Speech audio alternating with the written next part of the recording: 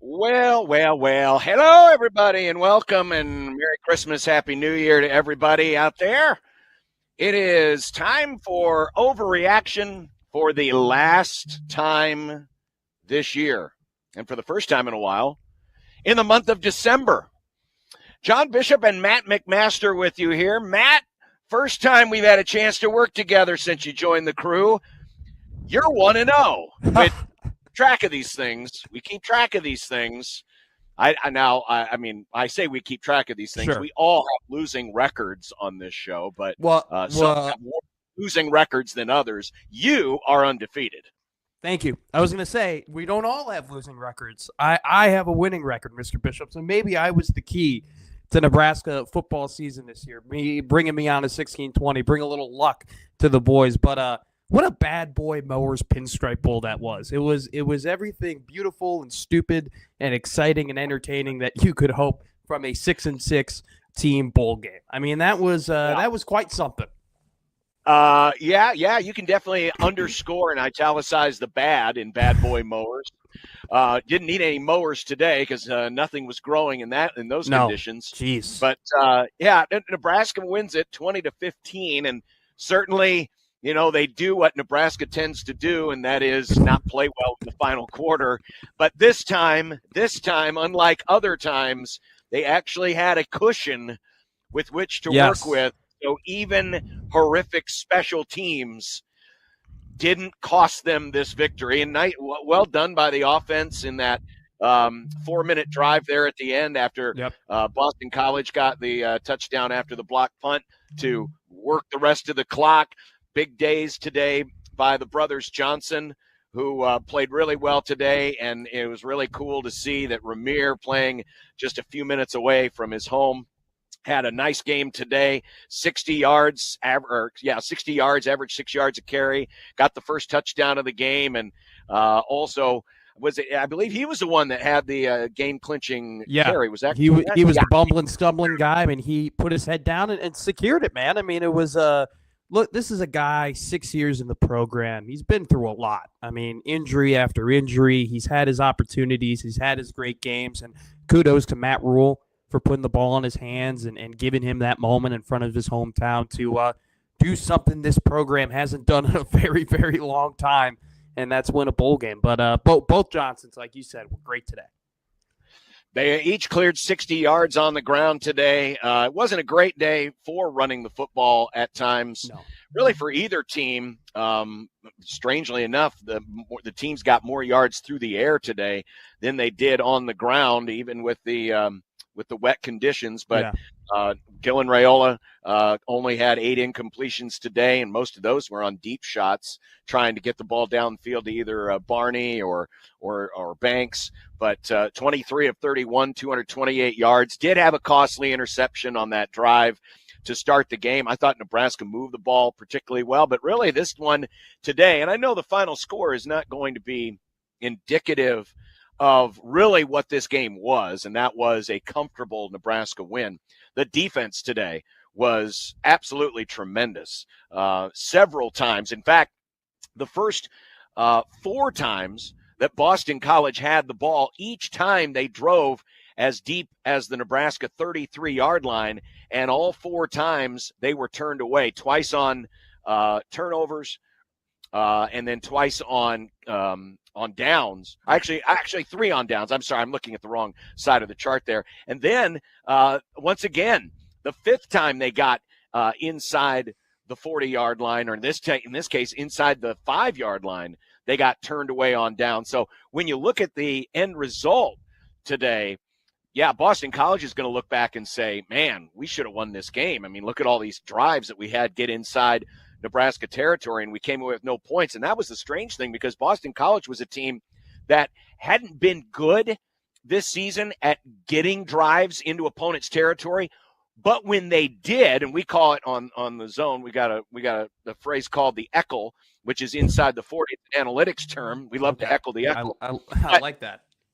But getting inside the 40 was an issue for Boston College this year. But once they did, they were one of the top 10 teams in this country in scoring once they got inside the other team's 40-yard line. And the first 5 times today, they were turned away. And, that was really the difference in the game. So the defense bowed up when it was necessary this afternoon, even though Boston College is going to come away today with a few more yards total, 20 more yards total than Nebraska, 363 to 343. I thought the defense, particularly when they got Boston College got inside Nebraska territory, made the proper stops. They got sacks, they got stuff plays, forced incompletions, got pressure when necessary. They ended up with, I believe it was just only one sack, but still, I thought played a really, really good game. Well, I think when John Butler got hired, what did Matt Rule talk about? The defense needed to get better at third down. The defense needed to get better in the red zone. John Butler went on the podium and talked about, look, we're going to do different things in the red zone. We're going to try and improve when they get into the red zone. I think they did that today. I was really impressed with the secondary. I think the D-line got a lot of pressure, but it was, there were times where Boston College had time to pass, and I was super impressed with freshman Donovan Jones and the job that he did. I think Gifford played a really, really great game coming down from that safety position to help in the run game, allowed the secondary at times to pin the ears back and really try. Look, Boston College, John, and we Gary and I talked about it. I'm sure that you and Josh talked about it on 60, during your shows. This was a run team. This is a team that liked to run the ball. They ran the ball 60% of the time the entire year. And Nebraska's defense, and in particularly Ty Robinson, who I think everybody, if you have a favorite NFL team, you're hoping that they can grab that guy in the second or third round. It just absolutely dominated today and just absolutely caused havoc along with his Bash brother, Nash Hutmaker. And it was just a great send-off for those two guys, and you're really happy to see the older dudes like Robinson, like Giff, like Hutmaker go off into the sunset, win this bowl game, get to this bowl game. But also, too, Vincent Shavers, man. I mean, what a player he is. And Willis McGahee, what a player that both those guys are. Both true freshmen, both running around the field, both made instant impacts. Those are two guys that you were kind of looking at during all this attrition in the portal. You're like, man, they're really going to have to count on these two guys in order for them to have success next year. If this game is indicative of their future, I mean, they both have very, very bright futures. They both played great, but man, it was an impressive showing from the defense.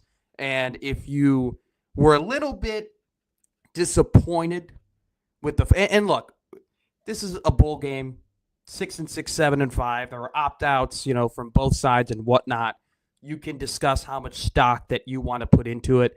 But I was impressed with how this defense played. I was impressed with what John Butler did. And if you were a little bit skeptical about them just promoting John Butler to DC and not making a sexy hire, this game, I think, can bring back that skepticism. We're not going to know whether or not John Butler was the right guy for the job, if he is the DC that Matt Rule thinks he is, until next year. But I think what this defense did against this Boston College team on this stage was like you said, incredibly impressive. Yeah, I would caution anyone early on to take too much away from this bowl game. I mean, this is essentially somewhere between a spring game and a regular season game. Importance. Now, I granted, I acknowledge the fact, and this will be the first time since 2016, Nebraska is going to finish the season with a winning record. So that, certainly from that standpoint, this was important. But everything else aside, we can, and fans are going to do what fans are going to do. If the result is positive, they're going to take away the positives. If the result is negative, they're going to take away the negatives, and they're going to try to extrapolate that a lot into next season. The fact of the matter is, a lot of the guys that we saw play today, many of them won't be back next year. But you mentioned a few. You mentioned a few in there, in Shavers, in McGahee. We saw Caleb Benning get in for his first action of the year. We saw guys who do have eligibility left and will be back next year that had some standout moments in this game. And those are certainly things that you can build off on. Obviously, you're going to have your starting quarterback back next year. You're going to have a lot of the guys in the skill position area back next year, theoretically, provided nothing weird happens.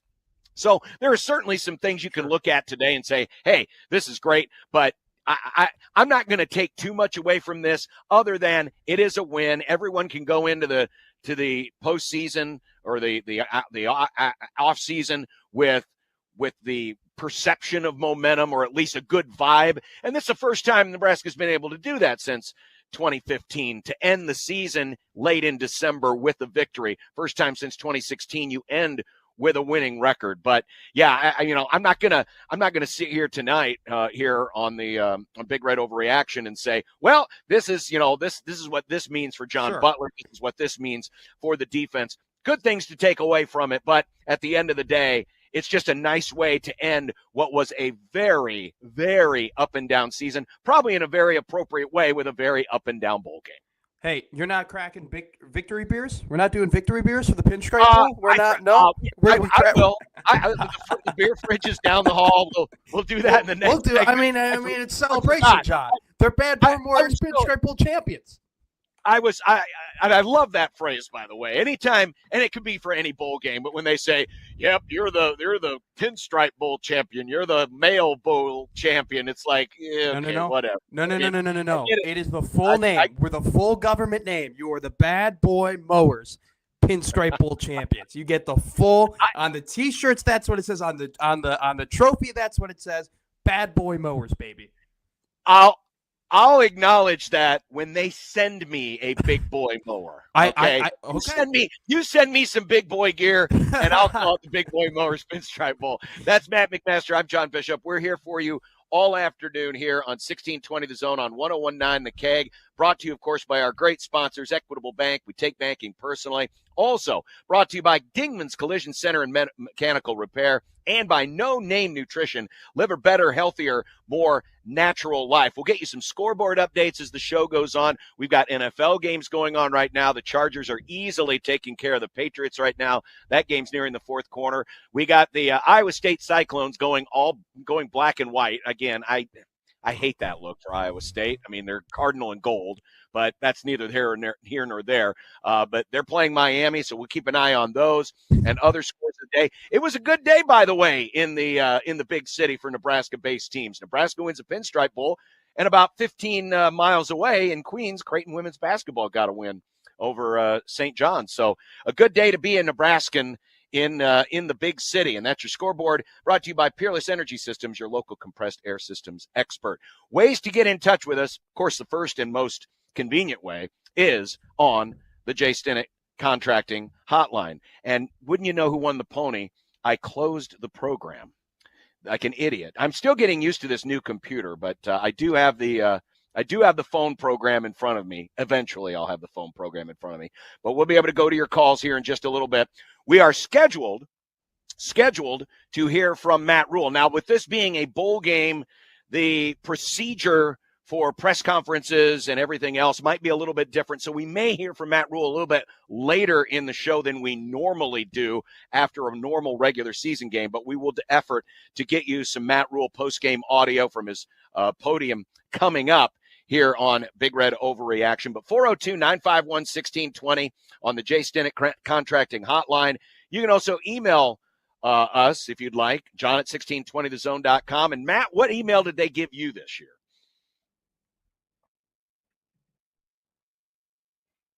Did Matt freeze? Matt at 1620. Matt at 1620. Okay, I thought you froze there for a minute. Matt at 1620. Can you hear me, John? Yeah, I think you're a little stagnant. You might need to Matt at 1620. Okay, Matt at 1620thezone.com. So that's where you can get in touch with us. Okay. Also, you can I'll reach you. Matt at 1620thezone.com. Yeah, let's see, Matt, if we can. We're going to take him out for just a second because it sounds like his internet is lagging a little bit behind. See if you can't reconnect, and then we'll get back to you because it sounds like you're a little lagged in the stream. 402-951-1620 is the phone number to get in touch with us today, and we'll start with one of our sponsors, Old Man Doug and the Equitable Bank Zone Inbox. He joins us on Big Red Overreaction after Nebraska wins the Pinstripe Bowl. Hello, Doug. Is Doug there? He might have dropped. 402-951-1620. Maybe it's Bowl Man Doug. Did you call a second phone? Did you use two phones? Well, one.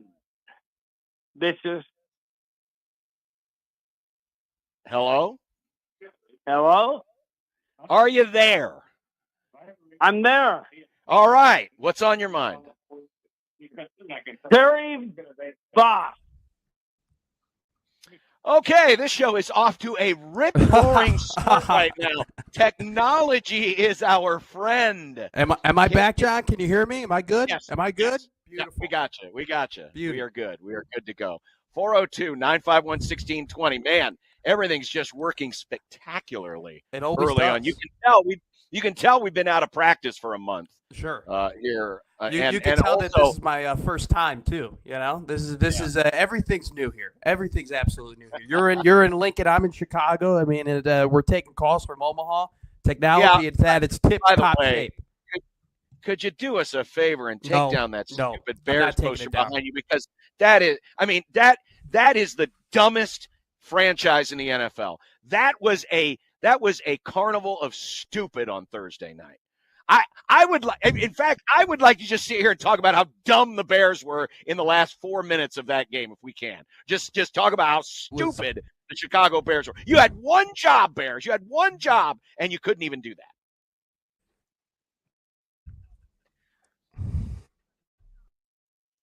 Sounds like Matt is lagging. I'm again. sick and tired of talking about the Chicago Bears. Can I be honest?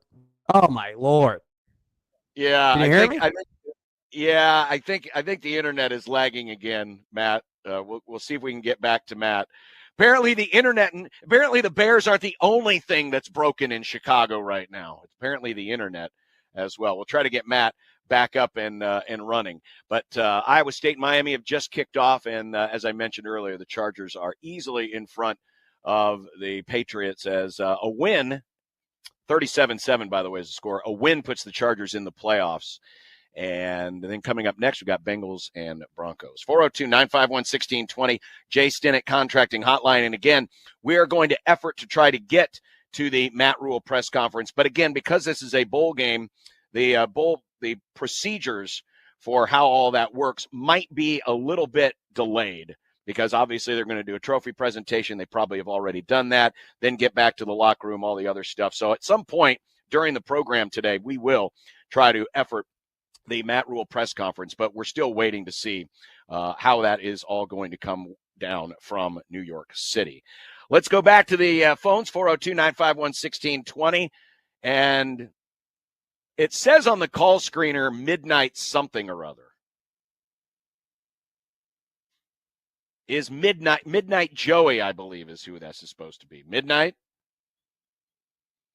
Okay. Well, we are in mid-season form here on Big Red Overreaction. 402-951-1620. Apparently the phones aren't working. Apparently Matt's connection isn't working very well. And is he back? I've changed spots. I've completely gotten up and I've moved over to a different. There's a Cubs flag now back there, John. Is that better? That's much better. That's okay. Much better. Okay. See, again, it was the Bears. It was the Bears causing. It was the Bears popped up and everything went to crap. I got the modem right next to me. We've completely pivoted, but that's what we do here at 1620 The Zone. We take a bad situation and we make it a good one, and we come out and do you know what we do? We win the Bad Boy Mowers Pinstripe Bowl. That's what you do. And they certainly did that today. Nebraska wins it by the final of 20-15. By the way, we are going to, throughout the program today, I put up a poll question for everybody as we transition now into the off season. And we talked about this a few weeks ago. Actually, it was after the UCLA game, where we asked the question on Unsportsmanlike Conduct about where your confidence level was in Matt Rule. And of course, right after the UCLA game, there was certainly a lot of folks who were a little disappointed. And that was right on the eve of hiring Dana Holgorsen. But we asked the question about, on a scale of 1 to 10, where you are in terms of confidence, heading into next season. It's a Matt Rule referendum, if you will. So we want to know, what is your confidence level in Matt Rule heading into next season? Now, we know that already some changes have been made. Nebraska's lost players in the portal. They've gained players in the portal. Matt Rule's already made many changes in the coaching staff, especially on the defensive side with Tony White being out.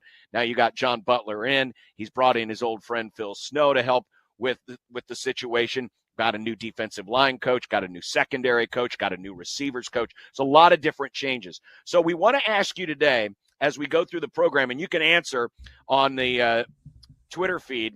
We put out the Twitter poll.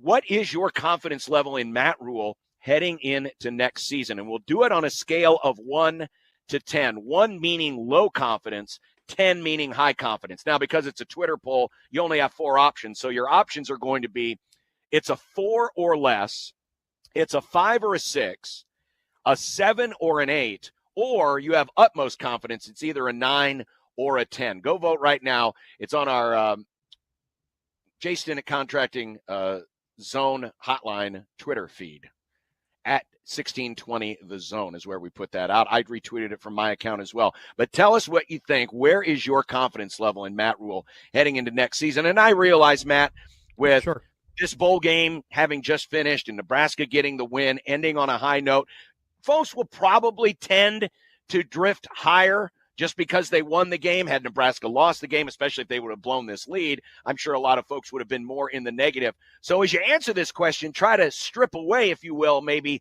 what happened today in the bowl game and just where you're sitting and really take into account what happened in December.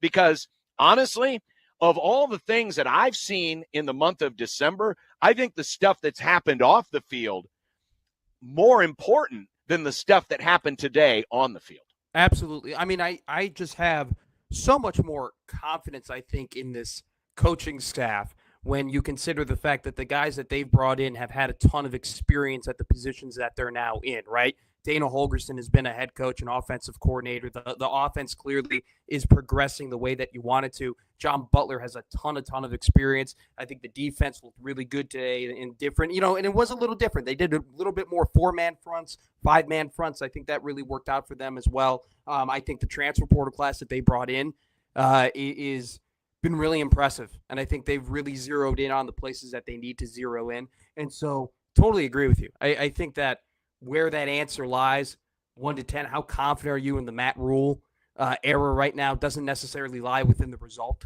of this game.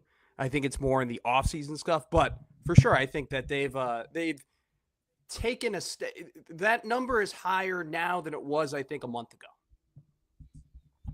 Yeah, I would agree. I would definitely agree that it's higher than a month ago. And a lot of it probably comes from the idea that Nebraska went out and Matt Rule made the bold choice of going away from his comfort zone, if you will, away from his people, his guys, went out and hired an offensive coordinator with 3 games to go in the season, knowing that they still needed one more win to clinch a bowl bid. And, whether or not they would have gotten that win had they made the choice, no one will ever know. Obviously, a lot of folks will say, well, they wouldn't have done it if they hadn't hired Dana Holgorsen. I don't know if you can definitively prove yay or nay on that, but certainly what it did indicate was that there is urgency. There is a distinct urgency for this program to change something. And for Matt Rule to go away from his buddy, his friend, someone that he trusted with running the offense, someone that he brought in from day one to run this offense, and to go midstream and say, we got to change this, and not only go out and find somebody who was outside the organization, but find somebody who probably, it would be a fascinating study, Matt, to know, let's pretend that Nebraska already had its 6th win before the UCLA game. Or maybe they got their win in the UCLA game. Does Matt Rule make that move? I say he doesn't. I say that move was made because they needed that 6th win and they had to do something, anything, to get that 6th win. But in a bizarro world, Dana Holgorsen would have been a very coveted free agent out there in either the head coaching ranks, especially in the play calling ranks. And so maybe one of the things that we haven't considered yet when it comes to making that decision to hire Dana was Matt Rule getting out ahead of the coaching carousel and plucking somebody away who probably would have been plucked away by somebody else had he not done it when he did. And when he did, it probably kept the price lower. I know they're going to still pay him pretty well, but can you imagine the bidding war that could have been out there if several coaches, like a Bill Belichick, for example, would have gone out and found a guy like Dana Holgorsen? So Matt Rule may have actually struck a preemptive blow by going out and starting the coaching carousel early, making the change. Forget about whether or not you think it gave them their 6th win and today their 7th win or not, but making the move already to get away from, maybe not having a chance at him had he waited until after the bowl game. Matt, it sounds like your mic might be off there. He's still working on the technology. 402-951-1620. Tell you what we're going to do. We're going to take a break, let Matt get things straightened away there in Chicago, and we'll come back. Again, we're going to attempt to get the Matt Rule press conference when it is made available. We're not sure if that's going to be anytime in the near future, but we're going to work our best to get that as Nebraska today wins the Pinstripe Bowl by the final score of 20-15. Ways to get in: 402-951-1620, Jay Stinnett Contracting Hotline. We do have phone lines open, and hopefully the phone lines are working today. We'll get to all your calls and have more of Big Red Overreaction as we continue right after this on 1620 The Zone and 1019 The Keg.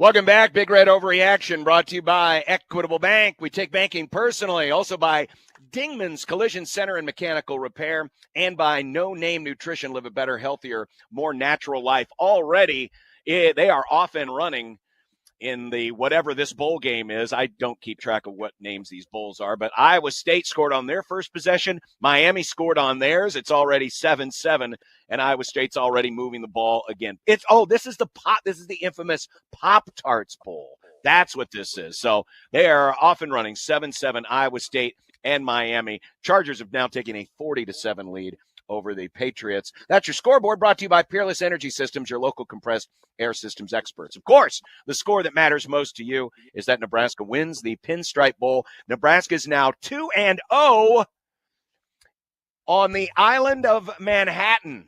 They won the Gotham Bowl in 62, and they win the Pinstripe Bowl in 2024. So 2-0 in Yankee Stadium, the new one and the old one. Matt, do we have you back? Now the mic is still not working. He can't believe it. No matter which way he turns, it's not working. Well, I've already cracked open the beer, so I'm it could be one of those days where we're just going to drink until this baby is over. We'll let Matt see if he can figure out the technical issues. We're going to go back to the phones. The Jay Stennett Contracting Hotline, 402-951-1620. Do we have Ben? Vince. Ben or Vince? Vince, V-I-N-C-E, like Vince Lombardi. Like Vince Lombardi. Vince, thanks for calling. What's on your mind? Hey, guys, thanks for having me. Shoot, go ahead. Great victory. It's about time we had a little celebration. I'm calling from South Carolina. Nice. And I got a bunch of buddies that are rooting for Nebraska and South Carolina, and it's just a great victory. It's great for Matt Rule and the team, and happy as we can be. We all celebrate with a few shots. You know what I mean? Oh, a few shots, huh? What were you drinking? Well, we had what we always call down here a preemptive. Before we're getting ready to score, we said we got to do a preemptive for what's going to go on. Vince, you sound like a more seasoned fan. Am I correct? Correct. I was there in 71. Okay. And I'm curious, Vince, what you think, because back in our day, because I'm an older guy too, back in our day, we used to look at these bowl games. They were a big deal. You had to win them.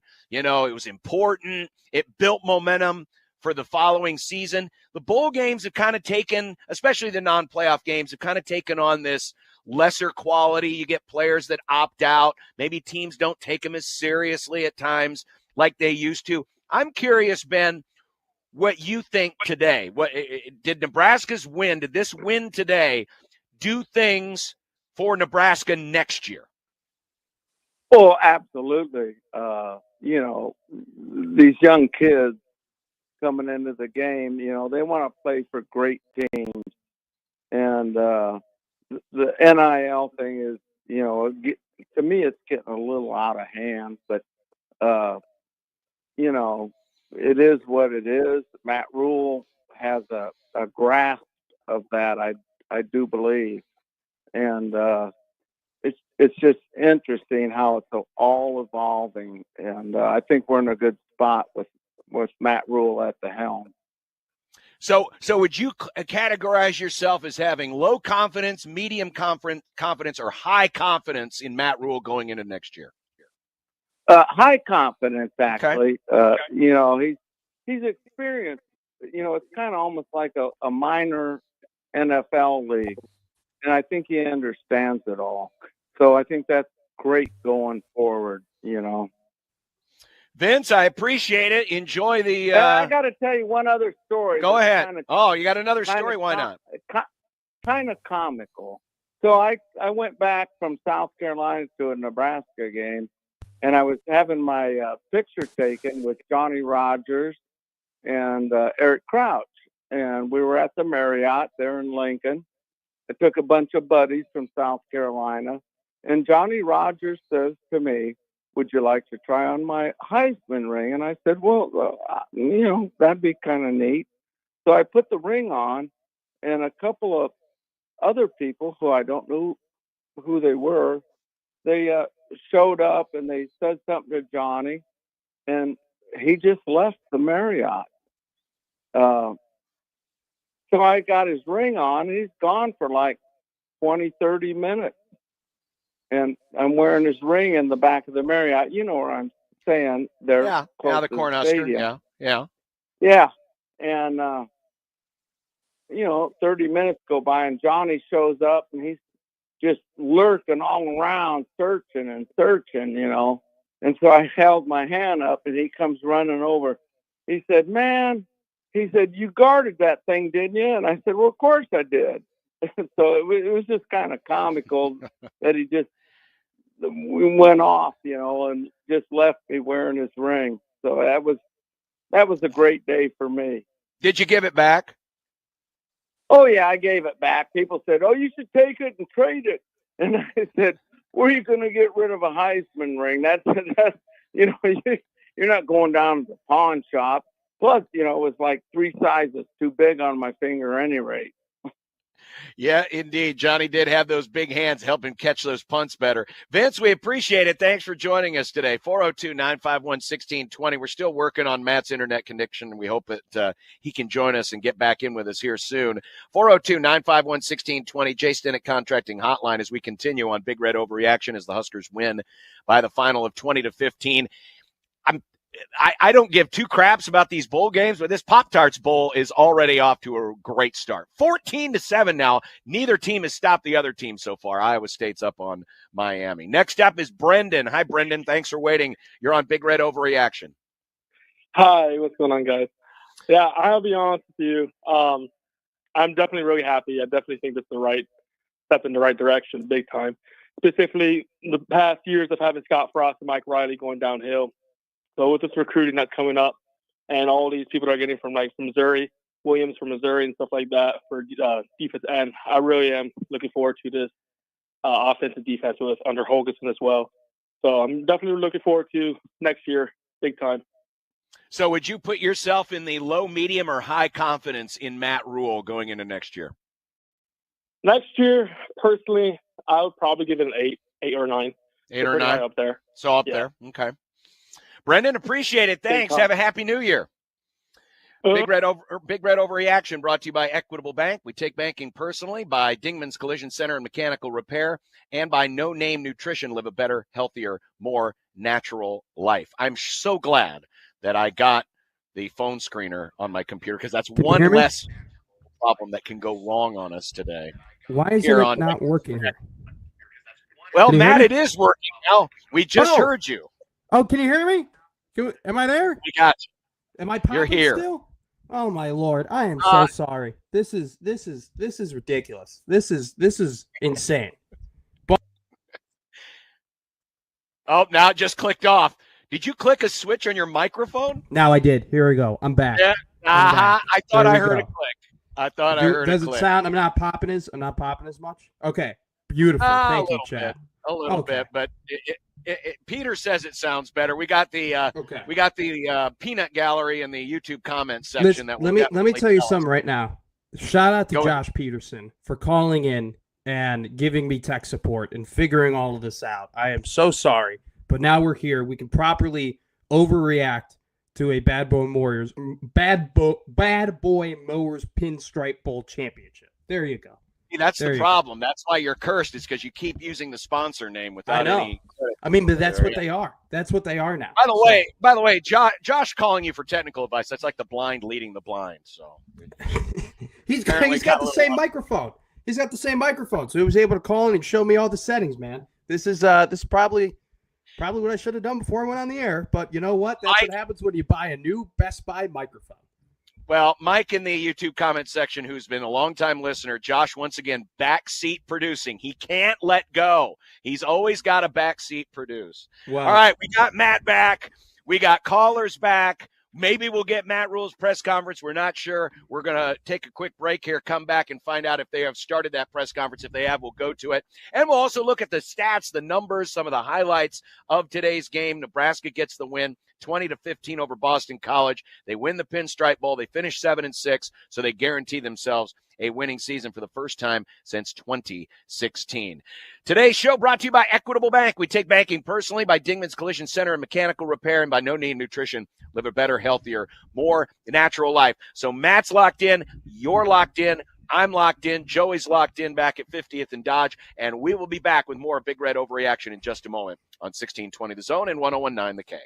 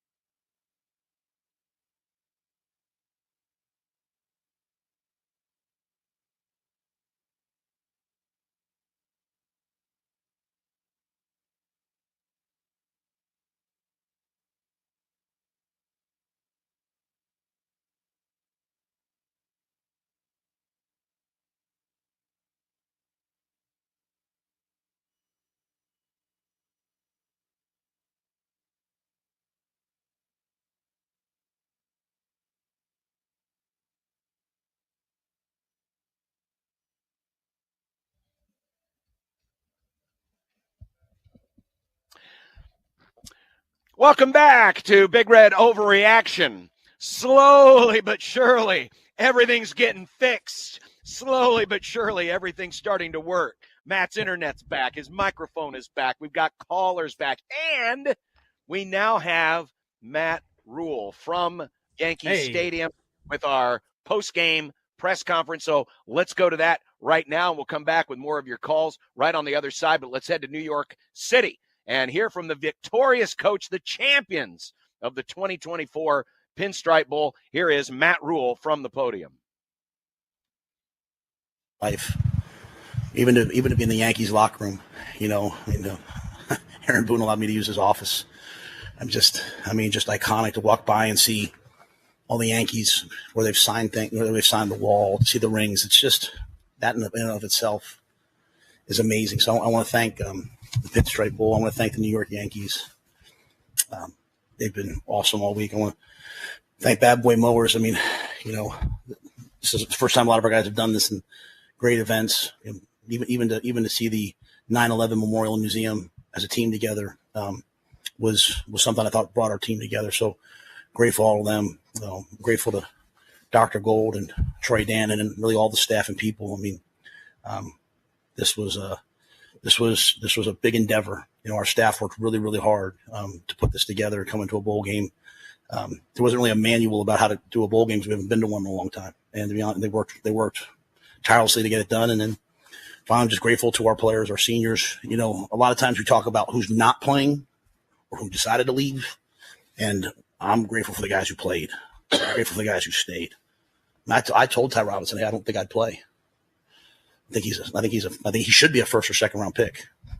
And he was like, I didn't do all this to not play. And so that's, in a world where, some guys don't want to do it. Those guys wanted to do it and they wanted to be here and we wanted to play and we wanted to play well. I'll probably get a little bit emotional saying this, so please forgive me, but Ramir Ramir's never allowed anyone really to know what happened to him this year. But, a year ago, he got hurt and missed the whole season. And I sat there with him in my office, as he wept, and the opportunity came to come back this year, and he decided to come back with really no guarantees. His mom was really, really sick for the whole season. I asked him to go home. President Gold intervened and got us in contact with doctors here that were taking care of his mom as she was preparing for hospice.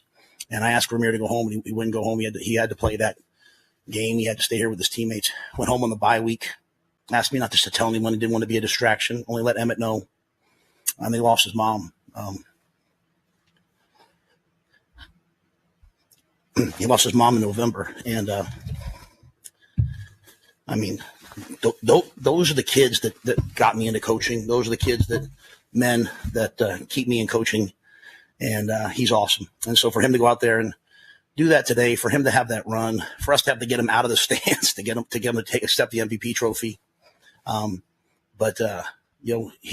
was never about him. So you forgive me for that. But I told him I was going to share that because it's never been about him. He loved his mother. He lost his mother, and he cares about this team. I think this is a fitting end for him. So I hope he wears his pads home on the subway and goes to his apartment and takes that MVP trophy and takes it out tonight somewhere. So with that was long. I'm sorry, but I love that kid. I love those seniors, and I'm grateful for them. So with that, I'll take your questions. There was a lot of things that happened in this game. This was a full football game. Sorry. Sam McKeon with the Omaha World Herald. There's a lot of things that happened in this game. It was a full football game. When you think about, okay, why you won it, what do you feel like the determining factor was given everything that happened? Yeah, I think in a game where you turn the ball over twice, you're probably not going to win the game in the first half. But, the times where we didn't turn the ball over, we scored the other two drives. I thought we were able to up front, they weren't really able to get any pressure. We were able to protect. We were able to get the ball out. We, the field was wet down that one end, so we weren't able to ever win on the deep ball. We started hitting some crossers. I thought the defense played really well. We couldn't really get off the field on third down. Credit to their quarterback. They had a good plan. But we made some key fourth down stops, and we made the plays you need to make, and I had the sack fumble, like I said, the fourth down stops. We were in, significant control of the game, and obviously they came back. And, I was fired up for our offense. It was the first time the offense took the ball and said enough's enough, and it went down the field. Dylan pulled the ball twice on that drive, which is what quarterbacks are supposed to do, supposed to go make game-winning plays.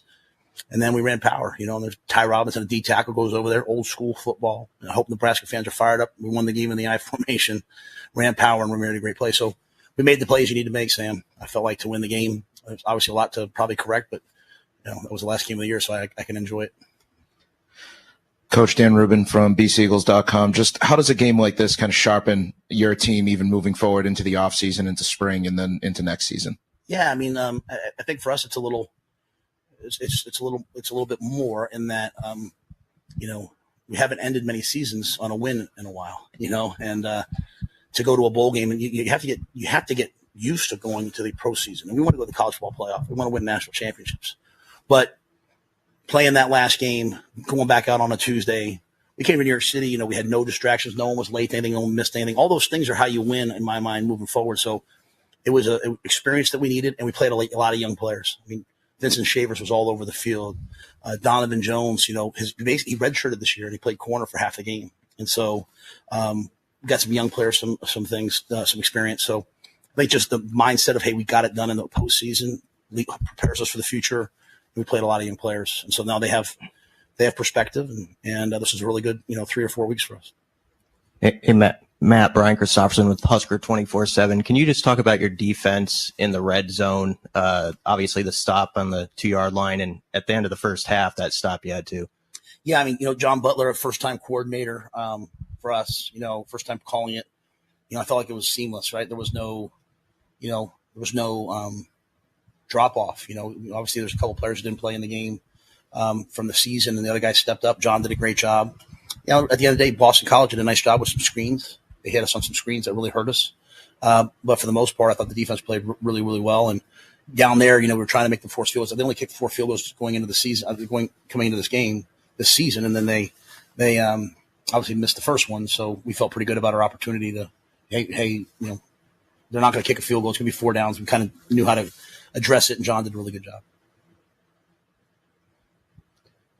Hey, Matt, Mitch Sherman from The Athletic. The block punt at the end and the 2-point score on the extra point. How do you initially assess all of that in the context of some of the stuff you've also had happen all season on special teams? Yeah, it wasn't very good. You can't get a block punt. I didn't even see necessarily how it happened, who was wrong or right. So I have to see that. I have to go back and see that. Obviously Deshaun's on the punt team and he came off, but I really don't know if it was him or I think it looked like a replay of the Shield, so I have to do that. Go back and look at that. Just a bad snap. We've had snapping issues all year long. I think we've tried to already address that for next year.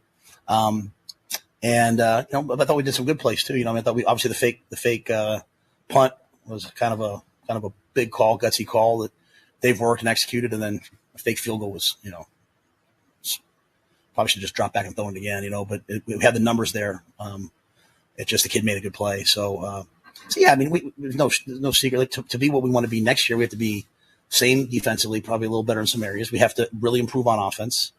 And I think we're all seeing sometimes signs of what it's going to look like. And then special teams, we need a complete and total overhaul of that. We have to be better at that. And, I always put those things on my shoulders. We'll get it done. But it has not been good enough this year. Hey, Matt, over here. I'm sorry. You're good. Jamal Banks came up with several big catches today. Just what did you like about that one-on-one matchup and the way that Dylan targeted that today? Yeah, Boston College came out and played a lot of man, a lot of pressure. And we did a nice job of picking those pressures up. And then you need guys to win one-on-one. And Jamal was able to win, several of those plays. Had another one that obviously got called back for the hands to the face on us or whatever it was. But Jamal's another one of those guys, man. He's out there every day at practice. He's a leader. He's made that room better. If you're in that room with him, you can't say you don't know what it looks like because he's made that room better. He does everything right. And there's big catch radius. I thought he played really well. One on a slant versus man, one on a go ball versus man. Made a great one-handed catch. I think that got us going. So I appreciate him very much. Hi, Matt. Over here, Vienna with Nebraska Unlimited. So I was just wondering, what do you have to say to all the players as a collective group, and then also all the fans that showed up today for you guys? Yeah, well, the fans were awesome. And they've been awesome all year. And, I heard our guys early on in the first drive. They're like, hey, this is going to be a home game. And so I think that sends a message to our guys that, hey, we better play well. So I can't thank the fans enough. It was cool just being downtown, walking around and seeing people, wearing Nebraska, colors in Times Square. Very cool. And then with the players, like I said, what my message to them was, the old school things of hard work, and that they work. And so they're better now than they were earlier in the year. They're better now than they were 3 weeks ago. And so we have big plans. When we come back on January 20th, whatever it is, we're going to work. We're going to double down on what we've done. That's the only way to make a jump. And, I think they all understand that. And I think they all have aspirations of something really special at Nebraska. Hey, Coach, pass rush is, affecting a quarterback takes two pieces. You got to get there, and then you also got to kind of defend on the back end. Felt like today you did that with a lot of young guys. So Vincent Shavers and Willis McGahee, and then Donovan Jones. Where does he come from? So like the way that those young guys played today, coupled with obviously Ty playing, how encouraged were you by the pass rush and what it can be going forward? Yeah, I mean, we believe that the game's won, primarily on the line of scrimmage. You have to be able to run the ball, stop the run. You have to be able to protect and affect the passer. And so that's why they ran so many screens, because we had good rush. The quarterback, I thought, really played well. He stepped up. He ran a couple times. And as you said, we won on the back end. They were hitting us on sort of a dagger route. They hit repetitively, and, John was yelling it out, and they still hit it. And then finally we settled down and started taking that away. So those players are good players. Like we believe in them, and we believe they're just going to get better and better and better. And so it was good to get them a chance to play. Donovan was playing safety all year. The bye week took a couple reps at corner, and he's really taken off, I think.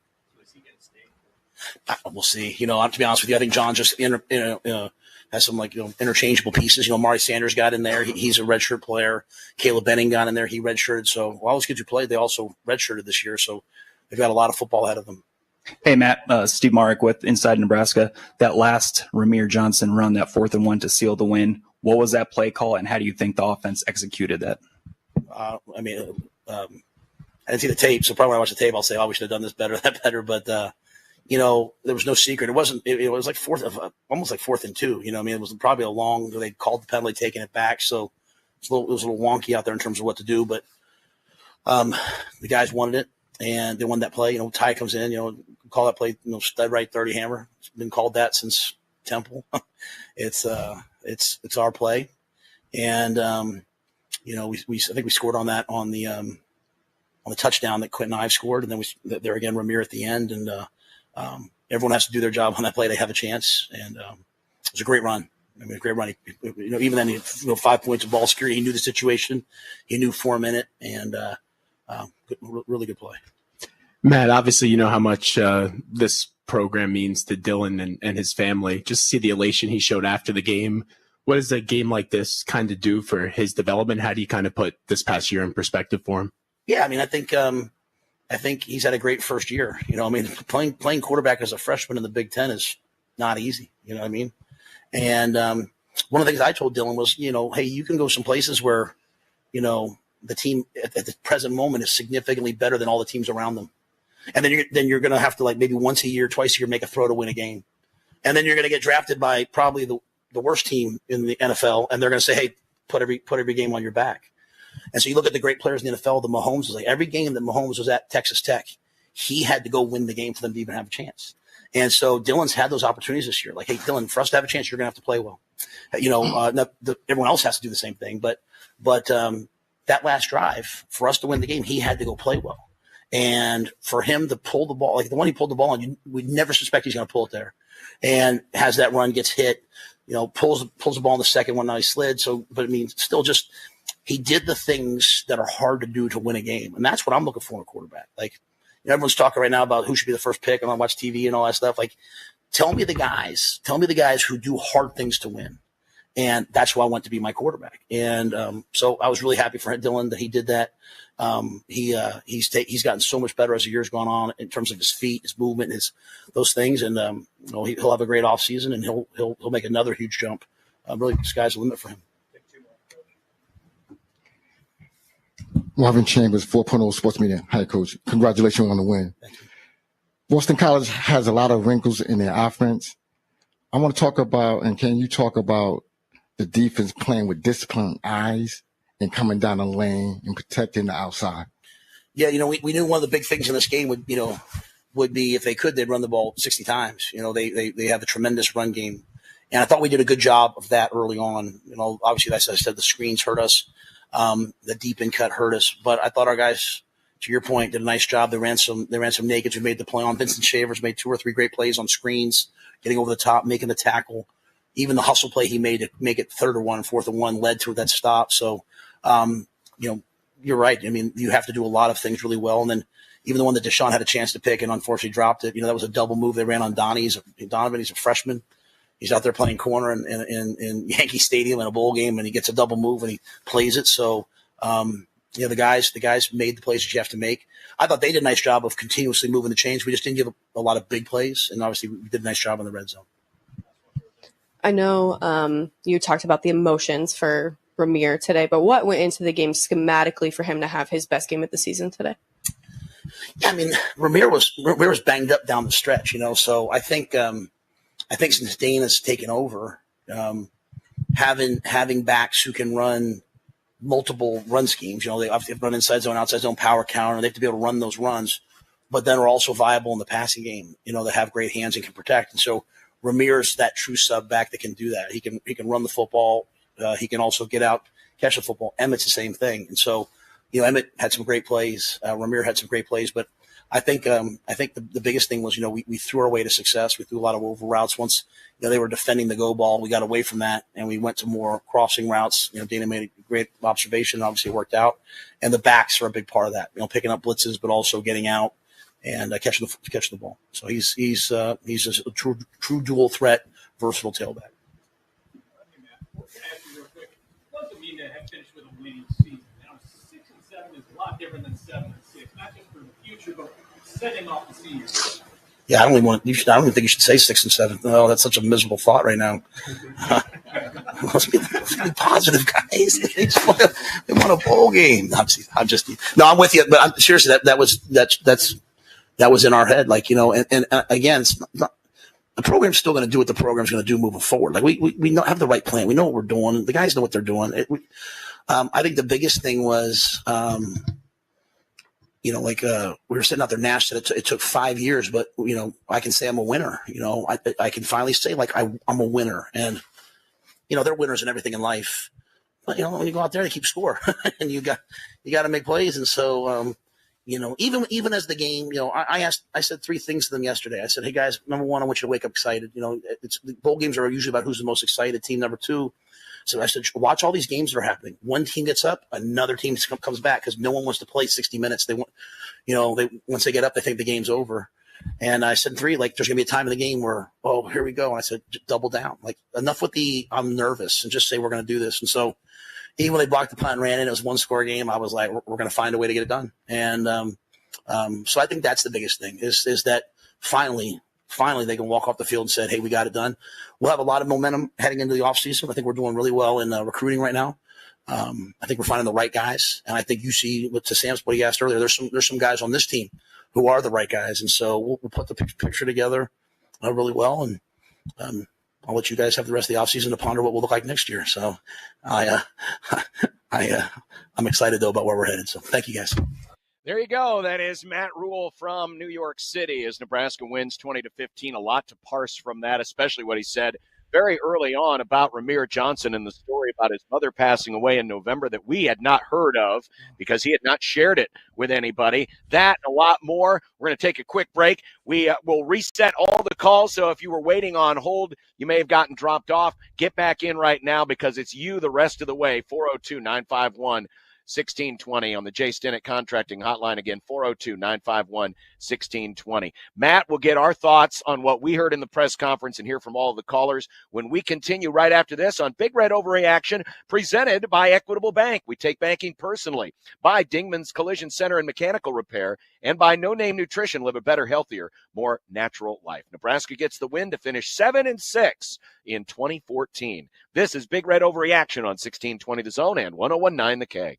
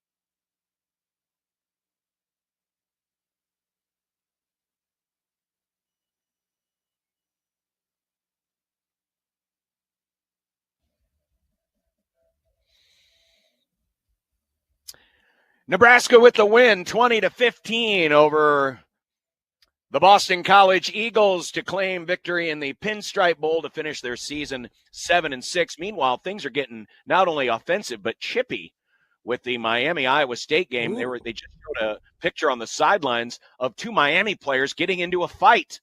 Heck yeah, this is Miami is driving. Cam Ward just threw a big completion, and that might be a touchdown, and it is. So it's come out tie game at 21, pending the PAT in the Pop-Tarts Bowl. You can't stop yourself from commentating. By the way, it's incredible. You can't help yourself from being a play-by-play guy.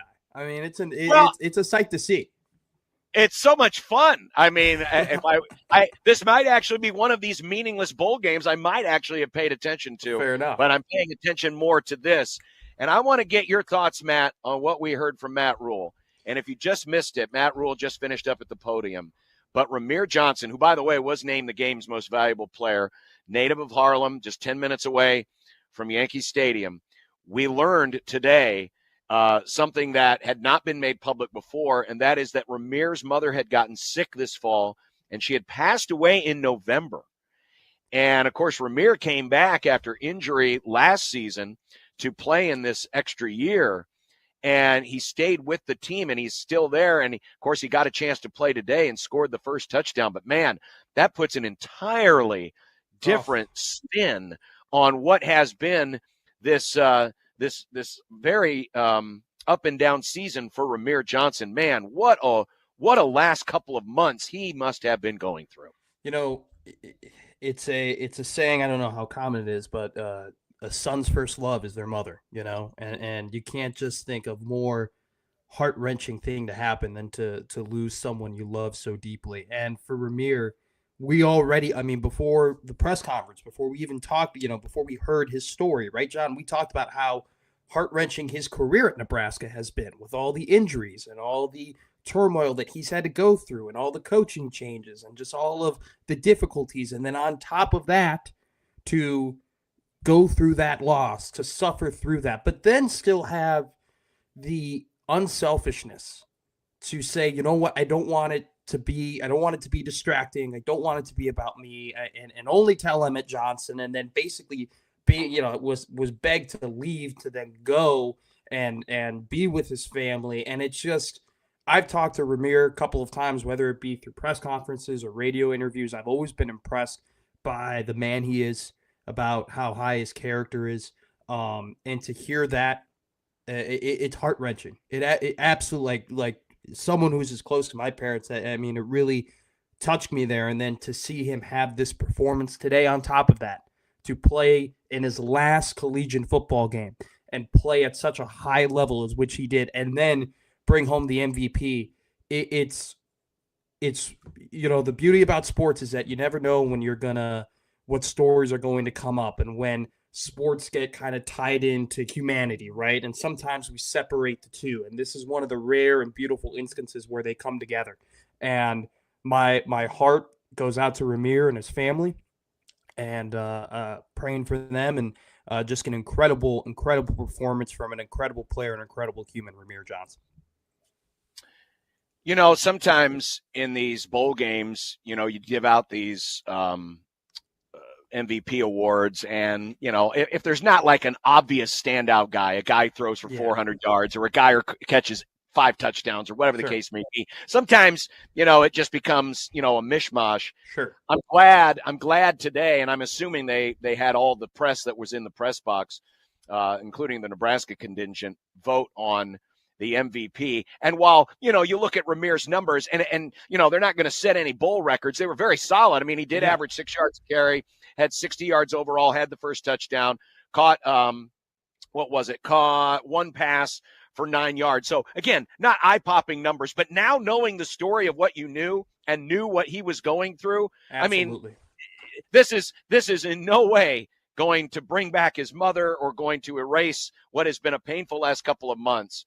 But this little token of being the bowl MVP and going out a winner, going out as someone who made a positive contribution to his team, and really a reward for everything that he has gone through. I'm really glad that at least tonight he has this moment But obviously now, the emotions and everything are really going to settle in because, you practice, you play in a couple of games, and maybe that's a distraction from the stuff that's been happening back at home. But now all of that stuff is gone, and Ramir's going to be going through a lot here. He's gone through a lot, and now it's going to come back. And so you hope that at the end of the day, his teammates, stick by him, check in on him, make sure he's doing okay, and hopefully whatever Ramir goes on to do, this will be at least one positive that has come out of these last couple of months. But man, what a gritty effort today by Ramir Johnson. And you said, look, if you look at the box score,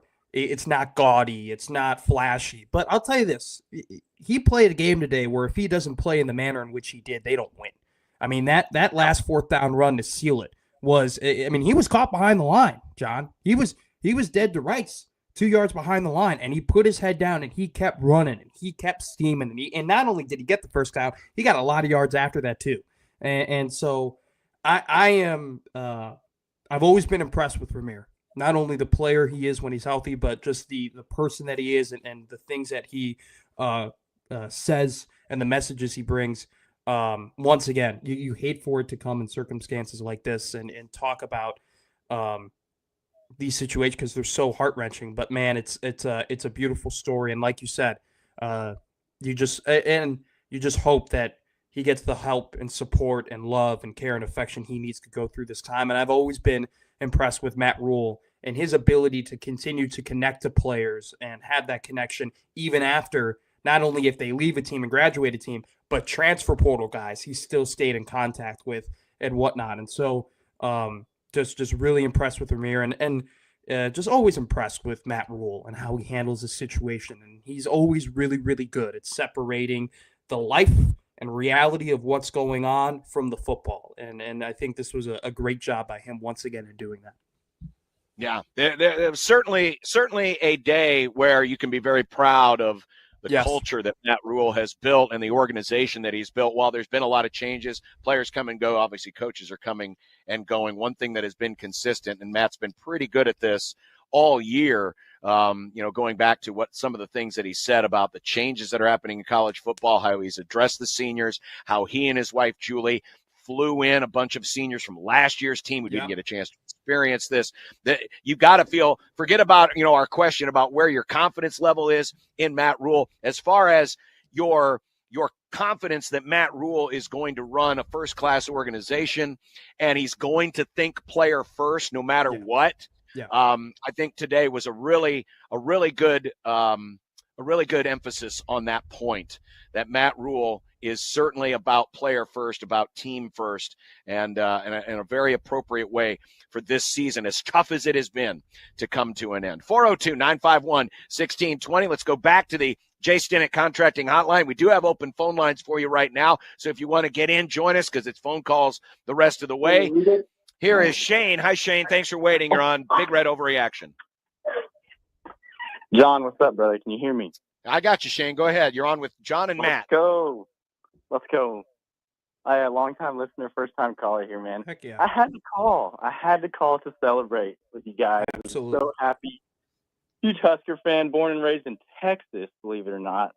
And I'll tell you what, brother, it's hard sometimes to be a fanatic down here. How did you become a Husker fan in Texas? How did you become a Husker fan in Texas? Born and raised in Austin, Texas, but, I got my mom and dad were from Nebraska. My dad brainwashed me, dude. I couldn't get away from it, and I love it. Well, that's fantastic, Shane. It. Got my wife married into it now, so she gets in on it. But, dude, I love it. We tried to Nebraska it away and ruin all the hometown stories that went along with the game, but we finished it. We got the first down that we needed with Ramir Johnson to make it sweeter when we won the game. What a day for those Husker seniors. Great day for our boy, Ramir Johnson. I'm happy to be a Husker today. I'm happy for Matt Rule and the Big Red today. Black shirts were amazing, and I'm a proud fan from Texas, baby, and I had to call and celebrate with you boys today. All right, you can fly the flag tonight outside your house. Dude, you got it. I got the Husker Man Cave lights all on. It's all ready to go. Shane, thanks. We appreciate it. Have a happy New Year. Hey, go Big Red. 402-951-1620. God bless Shane, man. God bless him. God bless him. The pain and suffering he must have to go through with all the other college football programs in his area having success, and Nebraska going through the struggles they have. John, I want to pose you a question here, though, because I like your question. What's your confidence, 1 to 10? I'll give you another one. So during that presser, someone asked, well, how does it feel that you're 7-6 and not 6-7? And Matt made the joke like, I don't want to even think about 6 and 7. I don't even want to talk about that or whatever. Based on this season, look, they're 7-6. They made it to a bowl game. They hadn't been there since 2016. When Matt Rule took over this program, it's not hyperbole. It was in the gutter. Okay, it was, straight seasons of losing, and not only just losing, but losing in the most disappointing fashion that you can think of. Constant close games, one-score games, messing it up when you didn't think you could. I think a lot of fans look at 7-6 and they might scold at it, and might snicker at it. But my question is, considering everything, considering where the program was when he took over, considering the fact that, this season schedule wasn't a cakewalk necessarily. They played Illinois, who's a ranked team. Colorado's a ranked team. They played 2 college football playoff teams in Indiana, Ohio State. I don't think Iowa and USC were definitely walks in the park either. They've had their ups and downs, but they're not terrible teams. Considering all of that, do you think this season is a success at 7-6, or are you not willing to lower your standard considering where the program was before Matt Rule took over? Yeah, I get where you're coming from, and you make some interesting arguments because the schedule did end up being a lot better overall. 1 to 12 than it was at the beginning of the season. Remember, at the beginning of the season, we were only looking at the back half as being a challenge. Sure. And certainly nobody saw the renaissance that Colorado went through after the Nebraska game. Nobody saw Indiana coming. Illinois was a bit of a surprise. They weren't supposed to be bad, but they were kind of in the same class, or expected to be kind of in the same class as Nebraska. So I get where you're coming from. I'm still going to look at this and try to look at this a little more holistically. I'm not going to say it was a disappointment. Okay. But I won't call it a success. I suppose if I had to give it a final grade, I'd probably give it somewhere in the neighborhood of maybe a C+. It's not great. It's still passing. Obviously, they won the game. And again, I'm not trying to put too much emphasis on how it ended today, because people forget that Nebraska went 1-5 down the stretch and lost a couple of games they should not have lost to both Iowa and UCLA. And so you can't let that be erased. Now, at the same time, you give them credit for not going completely in the tank, for finding a way to beat Wisconsin to get into this bowl game. And I guess we'll find out. This season could end up, and maybe the final grade on this year can't be put on it until we see what Nebraska does in the coming years, especially next year and the year after. While there's going to be a lot of changes, you could look, historians may look back on this year and say, well, that was the year where Nebraska kind of established themselves and found themselves again. Or if things don't go well, we'll just look back at, this past season, maybe like we look back on, Mike Riley's second year where they won 9 games. They collapsed down the stretch, and at the end, it didn't really matter a whole lot. So really, I think the final grade on this year can't really be established until we see what Nebraska does in the years to come. But that said, if you're asking me the question about just this year, I won't call it a success, but I also won't call it a complete failure either. So I hate to play middle ground. But I think that's the smartest answer, but I think that's why it's an interesting question, because I really do think, and I want callers to weigh in on this, call in and tell, I'm sure there are going to be people who are going to say, Matt, John, we'll take the bowl win. We'll take the bowl appearance. We'll take the bowl win. We'll take 7-6. This program hasn't been here before, or hasn't been here in the last 8 years. We'll take it. And there will be some callers who, rightfully so, by the way, will say, no, 6-6, 1-5 at the end of the year, that's unacceptable. What this team could have accomplished is way more than just the Pinstripe Bowl. This team had way higher aspirations, had way more potential. There were moments that were missed. And so I think that, that's why I posed that question, because I want to get a temperature on where the fan base is at in this regard. But at the same time, what have we been told over and over again about this program, John. It's a developmental program. It's a program that it's only going to continue to rise up. What have we been told over and over again? Year 3 Matt Rule. Year 3 Matt Rule. Year 3 Matt Rule. And it's all about building the foundation and building the momentum. So when you get to year 3, then you hit the ground running like he did in Temple, like he did in Baylor. I know that you're hesitant with the implications of this win. What does it really mean? I do think, though, a win is way better. Like, there wasn't a zero sum of whether or not they won or whether or not they lost. It is much better that they won this game. Much better than if they lost it, especially if they lost it in the manner which they almost did, collapsing a fourth quarter lead.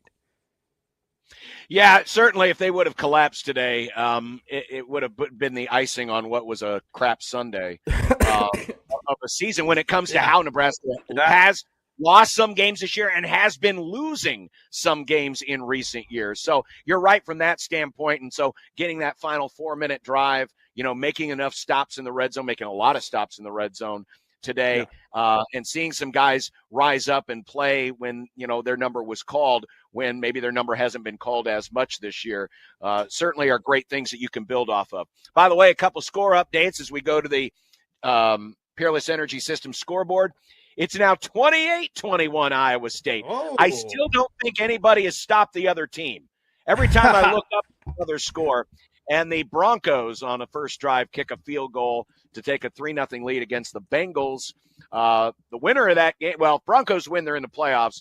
If the Bengals need to win and a lot of help if they're going to make the playoffs over the next 2 weeks. And that is your Peerless Energy System scoreboard, your local compressed air systems expert. Let's go back to the Jay Stinnett Contracting Hotline, where Andy has been waiting at 402-951-1620. Hello, Andy. Thanks for joining myself and Matt McMaster on Big Red Overreaction.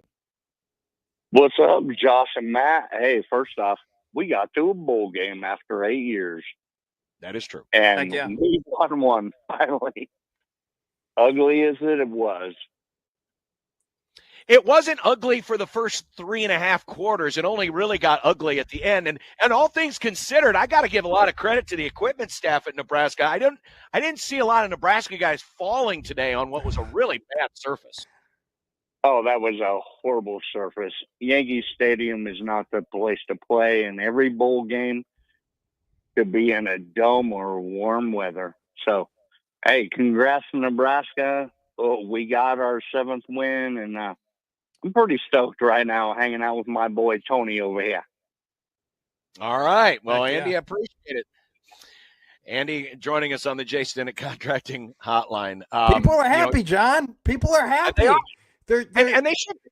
Absolutely. Chilling with Tony, chilling with Shane. They're having their beers, they're having their drinks. Hey, it's a whiskey night. It's not a wine night, it's a whiskey night, The Huskers are 7-6, baby. Bad Boy Mowers Pinstripe Bowl champions. Hang the banner. Yeah, I don't know if they're going to hang the banner. They'll definitely add one more win. By the way, this does bring Nebraska to 500 all-time in bowl games. They were 1 under 500 coming into today. I believe the record is either 27-27 or 26-26. I don't remember the exact number, but they were 1 game under 500 all-time in bowl games. They are now back to 500 as a program. Heck yeah. Playing in the postseason. By the way, we did ask you from the outset of the show, our Big Red Overreaction question of the day. It's on our at USC 1620 The Zone on Twitter. But we asked you where your confidence is in Matt Rule heading into next season on a scale of 1 to 10. 1 is low confidence, 10 is high confidence. Right now, 57% of you are voting either a 7 or an 8, so definitely above a 5. 24% have it a 5 or a 6. 16% are a 9 or a 10. Only 3% are 4 or less. So, again, part of this might be a little bit of the euphoria coming off of this game, but Absolutely. I would argue that it has been a productive month for Nebraska so far, both in hiring and firing coaches or having coaches move on, and in losing and gaining players in the portal. And I know it was made mention several times during the TV broadcast, but imagine, I know we've talked up Ramir today, but imagine how this game plays out if Emmett Johnson stays in the transfer portal. Now, maybe that means Ramir gets even more carries and more yards and maybe even more than earns his MVP award, but I do think it changes the dynamic of this game. So having him come back, and especially for the prospects for next year, having him back, that's a good way to start this running back room. And Quentin Ives, first ever career touchdown. Heck yeah. They put him in the role that previously Dowdell had, and that is be the hammer back at the goal line, and it worked. Yeah, well, look, I'll take my victory lap on Emmett Johnson here because I said at the year's beginning I was a very big fan of his. I was very, very fond of his ability to make guys miss in a phone booth. And on top of that, I think he is such a dynamic back, not only running the ball, but catching the ball. And I think that fits Dana Holgerson's offense perfectly, right? We saw on that touchdown on the 4th and 3, he hits that wheel route coming off that kind of slant rub, right? I mean, that was a beautiful play design and beautifully executed by Raiola and Johnson. I think that it was a big loss at the time when he went into the portal. Everyone was like, oh, that's weird. Why would he do that? Oh, my God, what are they going to do? There was panic. I mean, today Emmett Johnson proved that the panic was correct. We should have been panicked. People should have been worried that he may not have been on the football team. Him getting the ball and playing the manner in which he did today proved that, hey, he's the dude. And, you know, you talk a lot to people, and I'm curious to get your opinion on this, John. You know, most running backs, once they give them the ball, like there's not a whole lot of linear progression with running backs a ton. It's a lot, they kind of just burst onto the scene. They come in, they run the ball, they're dominant. Melvin Gordon, Jonathan Taylor, Braylon Allen, or, you know, those Wisconsin running backs is what I think about those, how they come in there very early on and they go and they play and they're effective right away. We've seen with Emmett this kind of very interesting steady progression where it's almost as if as the years have gone on, the games have gone on, that he's gotten better. Do you think that he actually has gotten better, or is he just getting more touches and this is something that not even Nebraska knew he could accomplish? Well, it's a great question because you're right. A lot of backs, you know, you see a lot of the great backs, they're great from day one. I mean, You see it. It's there. You can go back through the lineage of Nebraska running backs and see how many of them were studs, either as freshmen or as sophomores, and built off of that. And so you don't necessarily see a guy who just kind of languishes in the background and all of a sudden, you know, appears. I think part of it, and listen, I've had an issue at times with how Nebraska rotates its running backs. I was not a big fan of how they did it last year. I think they left a lot of yards on the table by switching guys in and out mid-drive instead of just hanging with the dude.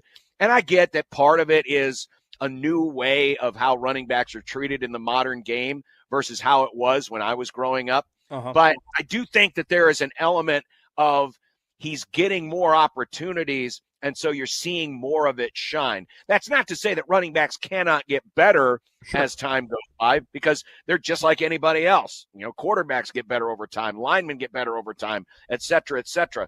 So I think what you're seeing is probably more a product of he's getting more opportunities than it is necessarily improvement. But that little wiggle shake that he had on the run that did that set up? I believe that set up the Nebraska's last touchdown, if I'm remembering correctly. But that I think it was on a third down too, right? Like it was a big play. I mean, we hadn't seen much of that from him, and so to see that, especially on that muddy field, was really impressive. So I think part of it's just he's getting more opportunities, but you are seeing some growth there at the same time. And to your point about should we have been panicked? Absolutely, and I think that's why the coaches and Matt Rule and whoever else was in on him, you know, getting in touch with him and saying, hey, wait a minute, come back to us.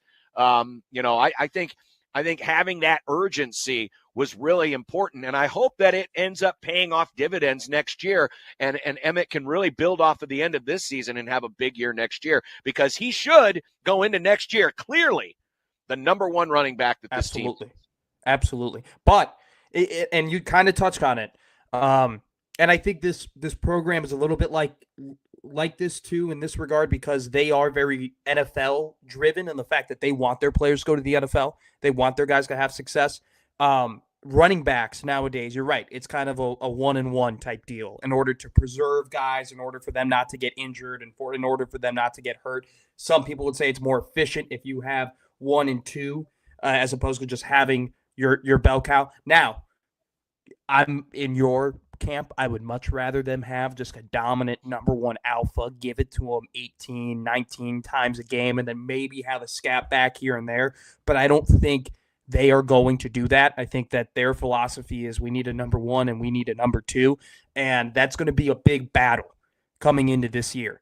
Who's going to be that second guy? Who's going to be that goal line back? Maybe they need a third down back if they don't think that Emmett can do it. So I think it's great that this team has that number one guy. I don't know if Emmett is necessarily an alpha, but I think he proved today in the last couple of weeks of the season he's a number one.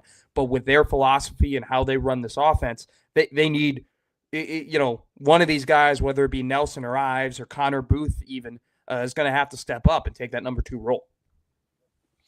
402-951-1620. That is the Jay Stinnett Contracting Hotline as we wrap up the season here on Big Red Overreaction. Nebraska gets the win 20-15. They're still not scoring in the Pop-Tarts Bowl.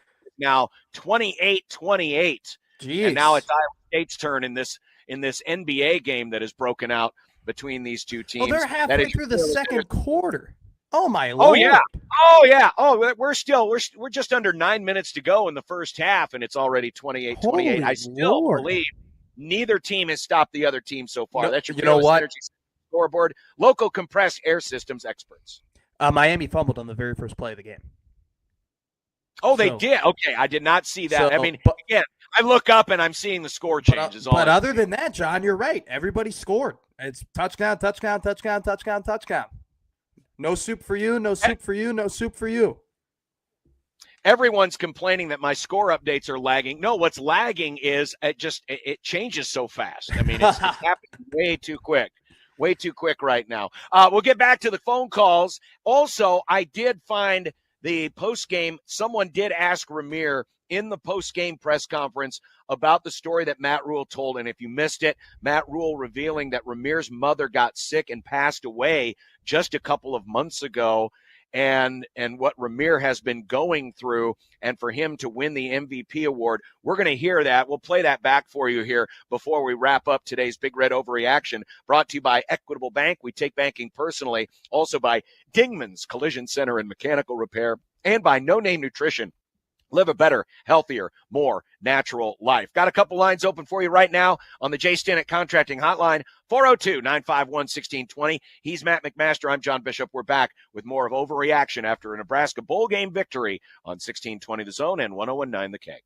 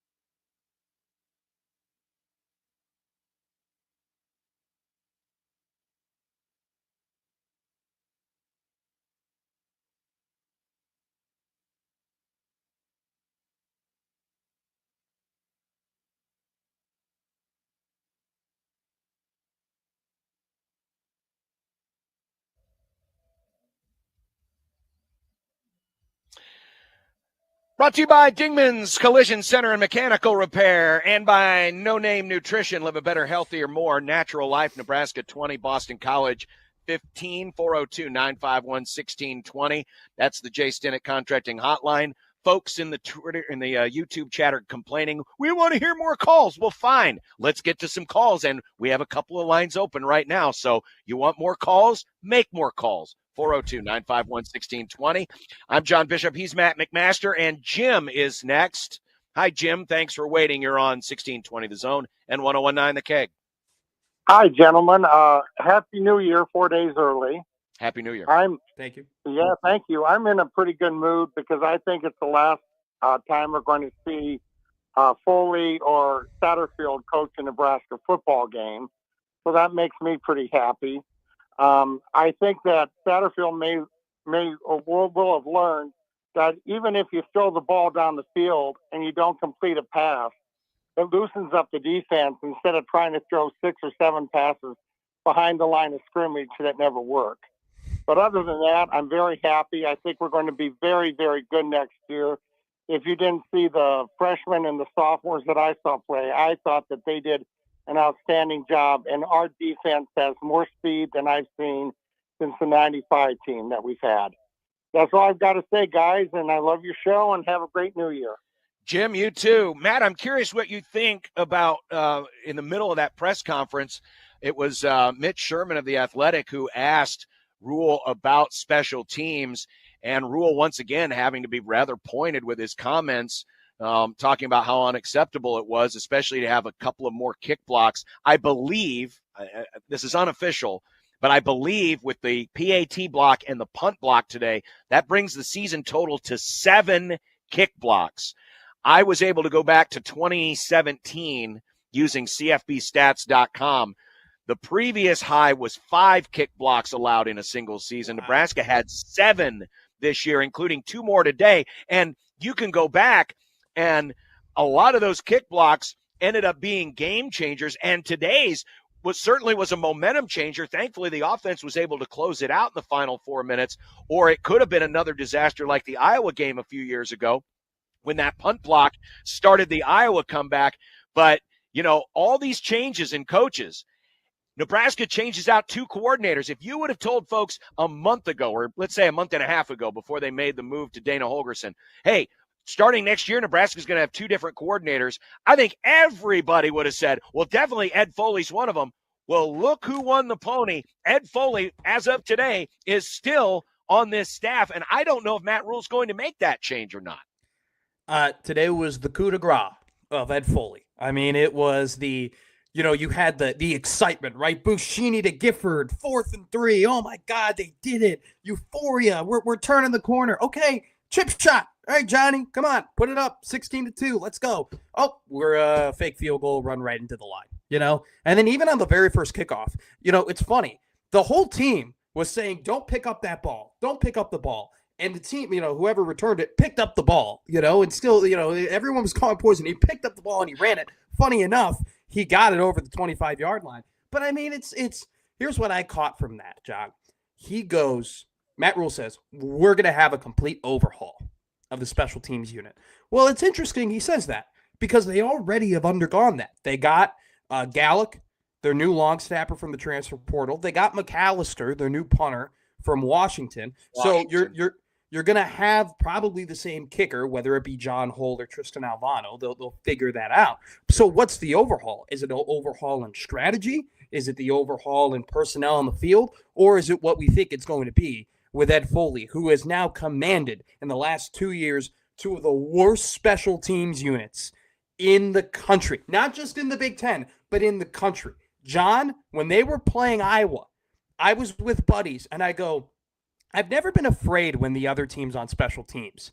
I'm afraid that Iowa is punting the ball right now. I'm afraid that Iowa is receiving a punt right now because they are so much better at that than we are. And it was a difference in the game. It was a stark contrast in the game that led to costing them that game. So I totally agree with you. The fact that Ed Foley is still around is beyond me.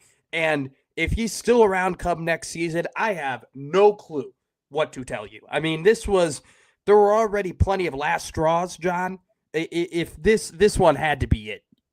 Yeah, I would agree. And I tend to think that they still will make a change. And maybe the reason why it wasn't made now in the off season was because they had changed everything else out, or at least seemingly everything else. And so in order to keep some level of stability going into the bowl practice season and the bowl game, they decided not to do it. So I'm going to cautiously be optimistic that there will be a change with the special teams coordinator. But going back to what the caller had said earlier, I think Marcus Satterfield is still going to be on this staff next year. Yeah. He has not left.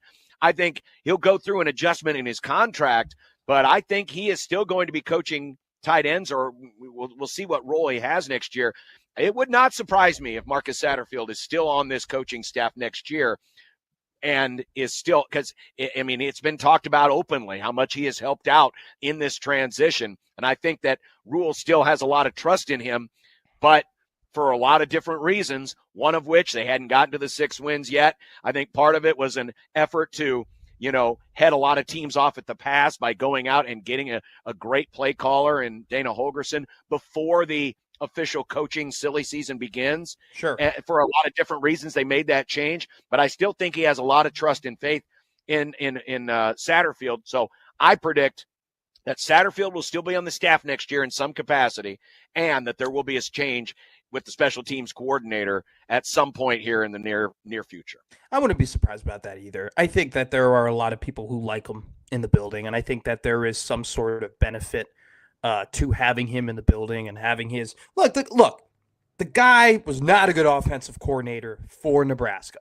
He was not a good offensive coordinator for Nebraska, but he's still a football dude. He still likes this program. He still cares about this team. I think that he's taken his role in stride, right, and his demotion in stride, and we've heard Matt talk about that. And so if Matt Rule thinks there's a benefit of him being on the staff, I don't think there's any reason, not to trust him in that regard. It's just I don't think at this point you can give him a sizable role on this staff just because he's proven not once but twice now that he can't do it, because before he was the tight ends coach, he was the quarterbacks coach, and he got demoted from that or fired from that essentially.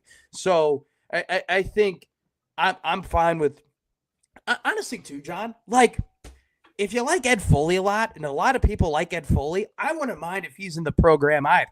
Like, I wouldn't mind if he's still at Nebraska. If you think there's benefits to having these guys and their personalities and having football dudes around, be my guest. The guy just can't be your special teams coordinator. He's absolutely terrible at it. He's awful. And you're probably right. I mean, Foley, he's basically become the Guy Fieri of Nebraska, basically doing some version of diners, drive-ins, and dives as he goes across the state. And now remember, with the new coaching rules, and this is the freedom that allowed Matt Rule to make the change at offensive coordinator to bring in somebody, because now you can have unlimited staffs. You still can only assign 10 people to be out recruiting, but you can have unlimited staffs. You can have contact with your players. And so that allows a freedom to make a lot of different moves. So, depending on what you think of either Foley or Satterfield as recruiters, maybe you just keep them as coaches. Maybe you lean more into the recruiting side of things. For Ed Foley, certainly there could be a role in terms of in-state relations or something like that. So there's a lot of different irons in the fire here, but I would predict that you're going to see a different special teams coordinator going into next year. Let's go back to the phones, the Jay Stinnett Contracting Hotline, and welcome in Bill. Hi, Bill. Thanks for waiting. You're on the zone. Bill is gone. Scott is waiting on deck. We played a bowl game in a baseball stadium. We'll use baseball terms. Scott, now you're at the plate. Oh, no. And Scott swings and misses. So there you go. The pinch hitter swings and misses. Got a wide open phones for you right now as we get ready to wrap things up. 402-951-1620. I guess that gives us a chance here, Matt. I promised this a little bit ago, but at the post-game press conference, Ramir Johnson, who, if you missed it earlier, Matt Rules told the story of how Ramir's mother passed away just a couple of months ago in November. And Ramir, who has gone through an awful lot with injuries and coaching changes and everything that has happened the last 5 or 6 years, has gone through an awful lot and now is going through even more. Now playing basically in his backyard. He's from Harlem, getting a chance to play in the Bronx, wins the bowl game MVP award. Ramir was asked in the post-game press conference about the story that Matt Rule shared. Let's hear a little bit from Ramir Johnson, today's Bad Boy Mowers Pinstripe Bowl MVP. Yeah. When I came back from my 6th year, I wanted to do something special. And everything I do is for Nebraska, is for this team. So when I found out the news about my mom passing, I told Coach Rule, I don't want it to be a big distraction, or I don't want the team to be Ramir, I'm sorry for your loss and all that stuff. But this is what it means to be a Cornhusker, man. I love this program. I'm dedicated to this place, and even with news like that, I still want to play for these guys, and that's just the type of person I am. Wow.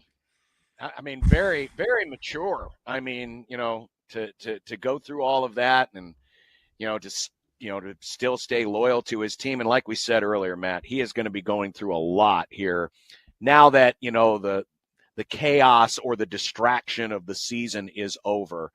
And he now looks ahead to whatever his future is going to be post-college football and having to deal with the weight of this. Again, I hope and I pray that, his teammates, and I think they will stay by him and stay in contact with him and be that support system that he obviously needed to get through these last couple of months, because it's only going to be tougher for him as he now makes that transition away from football. I want to say this. In this day and age of college football with NIL and the transfer portal, there are less and less men like Ramir Johnson who dedicate themselves to one program, that commit themselves to one program, that steep themselves in the tradition of a program and truly represent that program the best they can for an extended period of time. There are less and less men like him. He is an incredible human. He was a heck of a football player. And with less people like that who are, I'm a Husker, I'm this program, I love this program, you need to keep people like that in the program. You need to keep people like that in the program to remind people, hey, this isn't just necessarily about how much money you make or how high you go in the draft or what your NIL package is. It's about this school. It's about this team. It's about this program. It's about winning games. And so I wish Ramir good luck to him in whatever he does, whatever he decides to go into, if it's the pros or whatever. But I would love if they try and kept him in the program and they tried to keep him around and try to have him have a role in whatever it may be, so he can continue to show others, hey, this is what being a Husker is about. This is what this program is about. This is what loving this program is about. There's less and less people who are as mature and who are just as selfless as he is. And so he's an amazing player, but above all, he's an amazing human. Well said, Matt. 402-951-1620. Phones. We got full bank of phone. We're waiting to get a full bank. I know. We want more people drinking the whiskey, drinking the beer. Hey, John and I got our victory beers. We're drinking them. We probably need to open up a new one. This is like the last of the lawn mowing beers that I bought back in May. Oh, okay. It's the last one. So we had a poker game. We had a poker game here yesterday. So we have a lot loaded in the fridge. Is company policy only one beer, or are we allowed to have two? I don't know. What are the? I'm new on here. This show. On this show, we try to keep up with the callers, and it's infinite beers is what it is. 402-951-1620. Get in right now because we got one more segment left. We'll take your calls if you have them. 402-951-1620. Jason at Contracting Hotline. This is Big Red Overreaction, presented by Dingman's Collision Center and Mechanical Repair, and by No Name Nutrition. Live a better, healthier, more natural life. Still 3-0 Broncos. Game is early in the second quarter. 28-28 in the Pop-Tarts Bowl between Iowa State and Miami. I believe Iowa State got stopped for the first time today on downs. So congratulations to the Miami defense. That's your Peerless Energy Systems scoreboard, your local compressed air systems experts. Matt and I back with more of Big Red Overreaction right after this on 1620 The Zone and 1019 The Keg.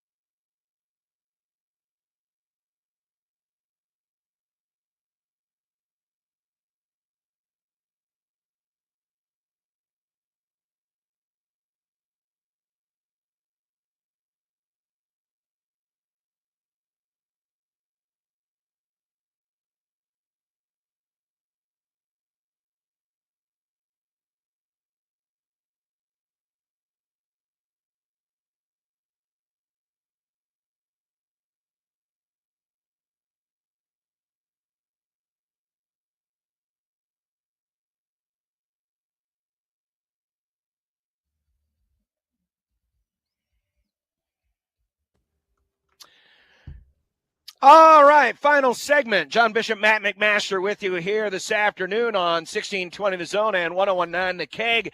All season long, we've been brought to you by Equitable Bank. We take banking personally, by Dingman's Collision Center and Mechanical Repair, and by No Name Nutrition. Live a better, healthier, more natural life. Also, thanks to everyone who's called in this season on the Jay Stinnett Contracting Hotline, and also thanks to Peerless Energy Systems for providing our scoreboard updates all throughout the season. We can't do this show without all of your support. So thanks again to all of our great sponsors all season long. And speaking of the phones and of said Jay Stinnett Contracting Hotline, we've got Doug waiting in. Hi, Doug. Thanks for joining us here on this post-bowl game Big Red Overreaction. Yeah, thanks, guys. Hey, no red wine. Or, I'm sorry, I've had red wine. I haven't had beer or whiskey. So I'm just hoping. Okay. We like to hear it. All right, good. Hey, you mentioned something about Rule earlier, and my thoughts on Rule are my confidence isn't super high because his choices, his decision making has been suspect to say the least over the last couple of years. I think he's underperformed in both years. I think, John, you put him at a C plus. I give him a C at best this year, and overall maybe a C minus, maybe D plus when you take into consideration both years. But I do believe he wants to be here. I think he, unlike the last several hires we've had, I think he wants to make it work. And I think based on some of the decisions he's made very recently, it's apparent that he does want to make it work. And if he can just get into that CEO type of role and be the face of the program because he's great in front of the camera, I don't necessarily trust his decision making, but if he can get the right guys in here as OC and DC and get some good assistants in place, we're going to be good. We just underperformed for 2 years though, and it's not okay. Today was a great win, just for the taking that next step. But I'm one of those guys sort of in the six-ish range as far as confidence that he's going to get us to a consistently good place. But Holgerson was a great move. We'll see on the DC hire. But I'm cautiously optimistic. Just be the face of the program. I mean, Les Miles won a national championship for goodness sake. If he can do it, anybody can do it. So just let Rule be the face of the program, be the guy in front of the camera, and let all of his coordinators do what they can do. Get good coordinators and let them do what they can do, and we're in good shape. Thank you. Doug, hold on one second. I got a quick question for you. Oh, sorry. Doug just left. I'm sorry, but go ahead. Well, all right, you can answer this, John, because I'm curious, what your perspective is, and this is a good question. I know we're in our last segment. If someone wants to come in and answer this question, Doug says he's underperformed in 2 seasons. Does Doug mean that he had a win total in his mind in the preseason and they underperformed that win total, or is it just you looked at the entirety of the season and you watched play all the games and you go, well, they blew this game and they blew that game and they blew this game, so they should have won these games if they were better, and so therefore they underperformed? Because I think that's different, because I don't know how many people were expecting him to go 5-7 in the first year. That was you were getting a lot of mishmash parts and guys were leaving and whatnot. I want to know, is it underperforming because you thought they were going to win 8 games and they won 7, or is it you just saw the season and then they just didn't win games they should have won? It's a great question. I thought Doug's response was fairly measured, because that's kind of where I'm at right now. Yeah. I'm at a 5 in terms of confidence going into next year, and again, it that doesn't necessarily have to be a bad thing. Sure, but I'm going to go into next year with a lot more of wait and see because of a lot of different things, and I think one of the areas, at least this is an area that concerns me, and I'm going to presume maybe it concerns Doug a little bit in terms of the level of underperforming. It's not the record necessarily, but there was a lot of familiarity in how Nebraska lost games.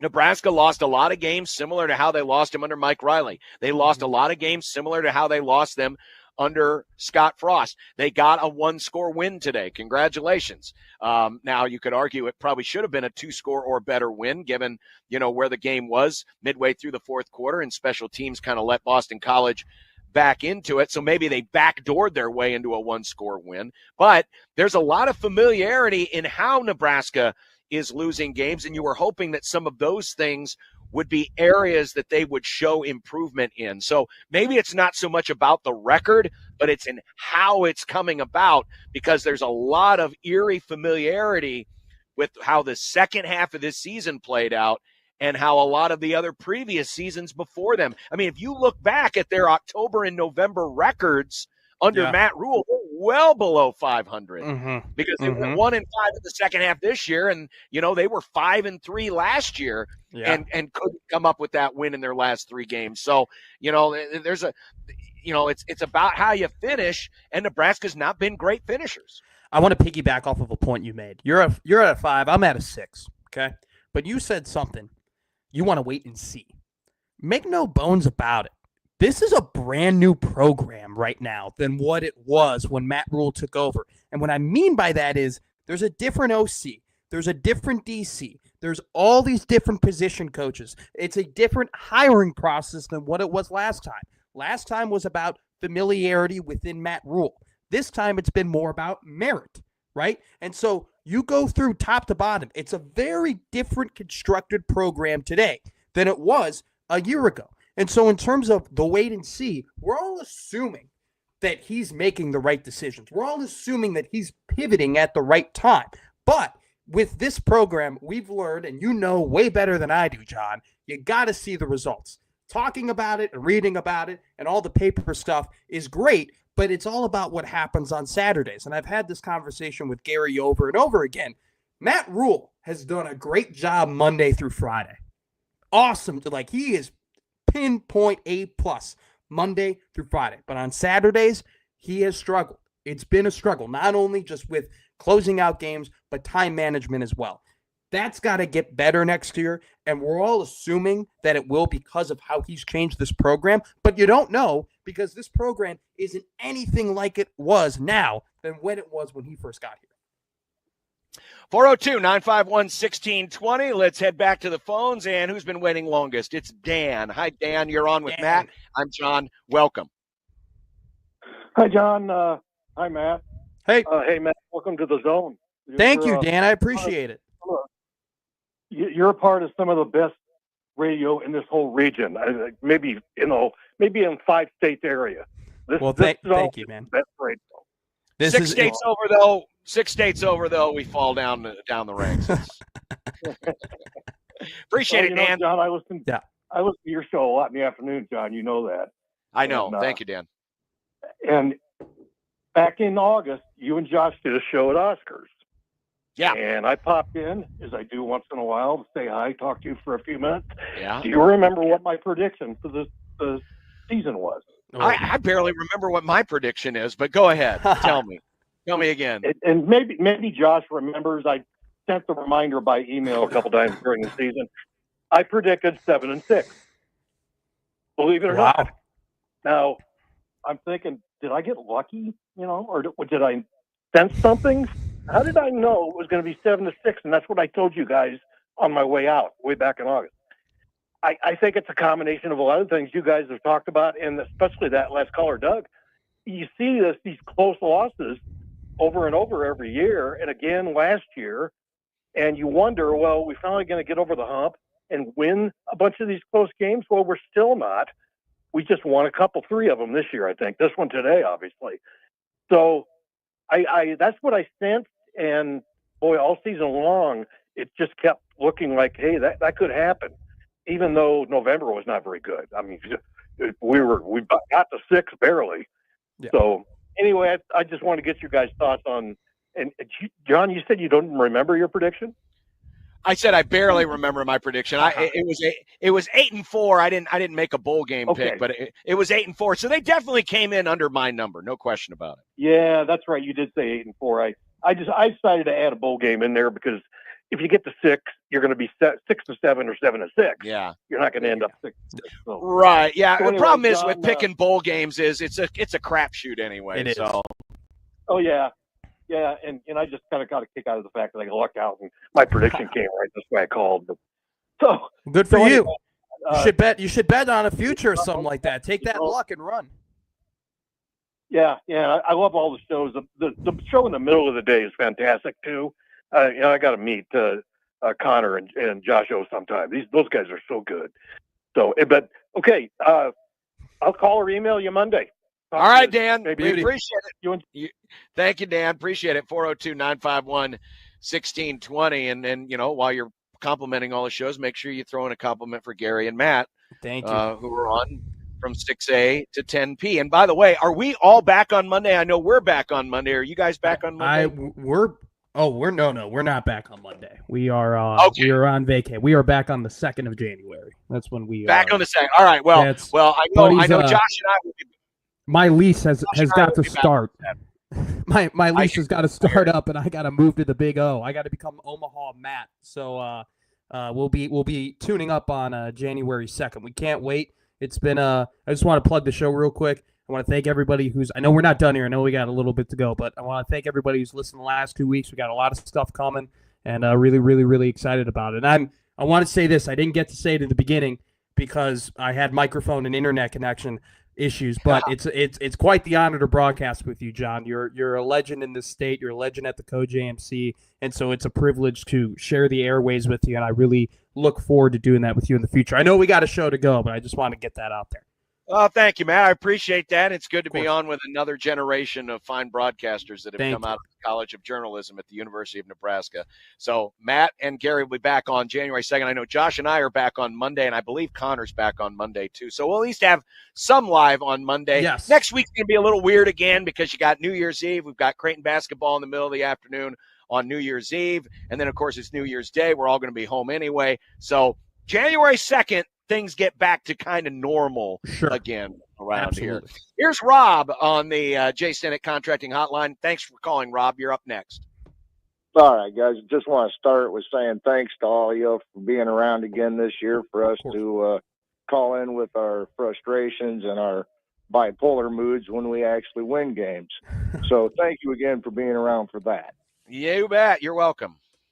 Okay, so early in this segment, you had asked about confidence in Matt Rule, and I think it was Matt that had said he'd go with a 6, and I would probably go along with that 6. Why is that? This program is kind of like a broken marriage, or has been for a while, and you can't just fix it overnight. It's going to take a little while to put the pieces back together and make everybody believe in one another. And I'm not going to lie, I'm the first one to start questioning, why it has to be the way it is. But unfortunately, it just is the way it is. And I do see signs of improvement. And I would venture to say anybody who is a Husker fan, if you told them at the start of the season we would be 7-6, they would be pleased with that. There's probably a few, and I sense that, again, a lot of what happened today is going to, probably cover up some more of the warts because, that's just how we are as fans. We always feel better, even if the whole movie wasn't great, if the end was good, we come out of the theater feeling a little bit better about things. So I think you're going to have some optimism, and that's one of the positives that comes out of winning a bowl game like this. But I hope it doesn't mirror or mask over, the things that still need to be fixed. And certainly a lot of folks are going to be looking at what happens with Ed Foley, what happens with special teams, how Nebraska finishes up in the portal. And, because there's still some holes to fill. They still want to get at least a couple of offensive linemen. That's going to come at a price. How much did they already pay for the guys that they already have? What's their budget going to be? How are they going to handle the 105? That's going to be a monstrous question. And Matt Rule has been stressing about that for weeks now. Because you remember, you got to get down to 105 guys on your roster now. Now, you don't have to do that until the first game of next year, so you have time. But I'm guessing a lot of coaches, and Rule's probably going to be one of them, that's probably going to want to be at that number before the spring ends. So they may carry more than 105 into spring practice. Yeah. But after that, they're probably going to pare a lot of guys down. That's going to be a stressful process. And how are you going to make those decisions? How are you going to manage now a roster where it's funny, you've got unlimited coaches now that you can use, but now you've got a limit on players, and coaches have never had that before. So how are you going to handle those things? It's a lot of fascinating questions that have to be answered this offseason. I think so too, though. There's a benefit to having Matt Rule be the guy who has to go through this transition for Nebraska. And that is, he already, coming from the NFL, you can only have so many linemen. You can only have so many wide receivers. You can only have, you have to kind of prioritize how many guys you have in each spot. Like you mentioned, John, college coaches aren't used to that. Matt Rule is used to that. And so they're going to have to go through the roster. And there might be a guy who's a better football player than another dude, but they keep the worst football player because that guy's in the position of need. And those are the tough decisions that they're going to have to make. And so I think, now, we're talking about 105, not 53. But when you're going from 150 to 105, you're going to have to kind of structure your organization and your program in a way that is going to verbiate for a very, very, very long time, right? I mean, what the decisions that Matt will make now are going to have some impacts years and years down the line that might affect future coaches of Nebraska, frankly. So I think there's an advantage of having him there in that transition. I think with, what Dan was talking about with the 6, right? I mean, I think for me, the reason I have a 6 is because, yes, these last 2 years, the records and the manner in which they've lost their games have been disappointing. But there's a foundation here. There's a foundation at Nebraska. There are some young players on both sides of the ball that they have invested in, that they have recruited, that there's a legitimate future, that you can see them winning more and more games. I don't know if that has necessarily been the case in years past. And not only is there a foundation of players, but there's a foundation of culture. And so I think his overall record would probably merit a 3 or 4 in confidence. But I think that what he's established here and the culture around the program and winning a bowl game today, I think 5 to 6, I think is the right range. 402-951-1620, final 3 callers, starting with Kevin. Hi, Kevin. You're up next on Big Red Overreaction. Hey, guys. Thanks for taking my call. Just to say this first, condolences to Ramir Johnson and his family. Myself, my dad passed away Christmas evening. So it's like, okay, we got a game today, that kind of thing. By the way, my mom passed away 2004 on Thanksgiving, so yay for the holidays. Yeah, but, so Ramir, just the utmost of respect for that young man and the way he's handling himself. Nebraska, fan for life, fan for decades, and I think they'll do better next year. Impossible to, we all talk about, what we think their record's going to be, and I even think come next August it's going to be impossible. They just need to win every game, go into it, and game by game, that's the way it is. So special teams, though, I met Ed Foley this last year after a game. I happened to see him, took a quick selfie. He asked me my name. Seems like the consummate gentleman, but something's got to change there, whatever it is. But a lot of fight today. I think Dylan's going to have a better quarterback. He's learned from this year. Is going to examine it, and I think the ceiling is, his future. So thanks for taking my call, and go Big Red, and bless everybody. Kevin, condolences to your family as well. I appreciate the call. Thanks a lot. There is a lot to build off of this year. But, that's the thing with college athletics now. It's so much more like the NFL. In fact, it's probably more dramatic than the NFL because you have unlimited free agency, and now you're having to fight off suitors in season. I mean, to hear the story of how Nebraska lost their running back, Dowdell, was, he basically got coaxed into the transfer portal, according to Matt Rule, that, someone called him and said, hey, how much you making? And you can make more if you come here. And he wasn't even intending to get into the portal. That's the new way of doing things. And, it sounds very shady, and it is, in my opinion. But unfortunately, that's the world you have to operate in now. So, how are you going to be able to balance the, what your morals, what your scruples tell you with what the rules are? I mean, sometimes if you're in the Wild West, if you got to shoot a guy in the back, you got to shoot a guy in the back if that's how you're going to survive.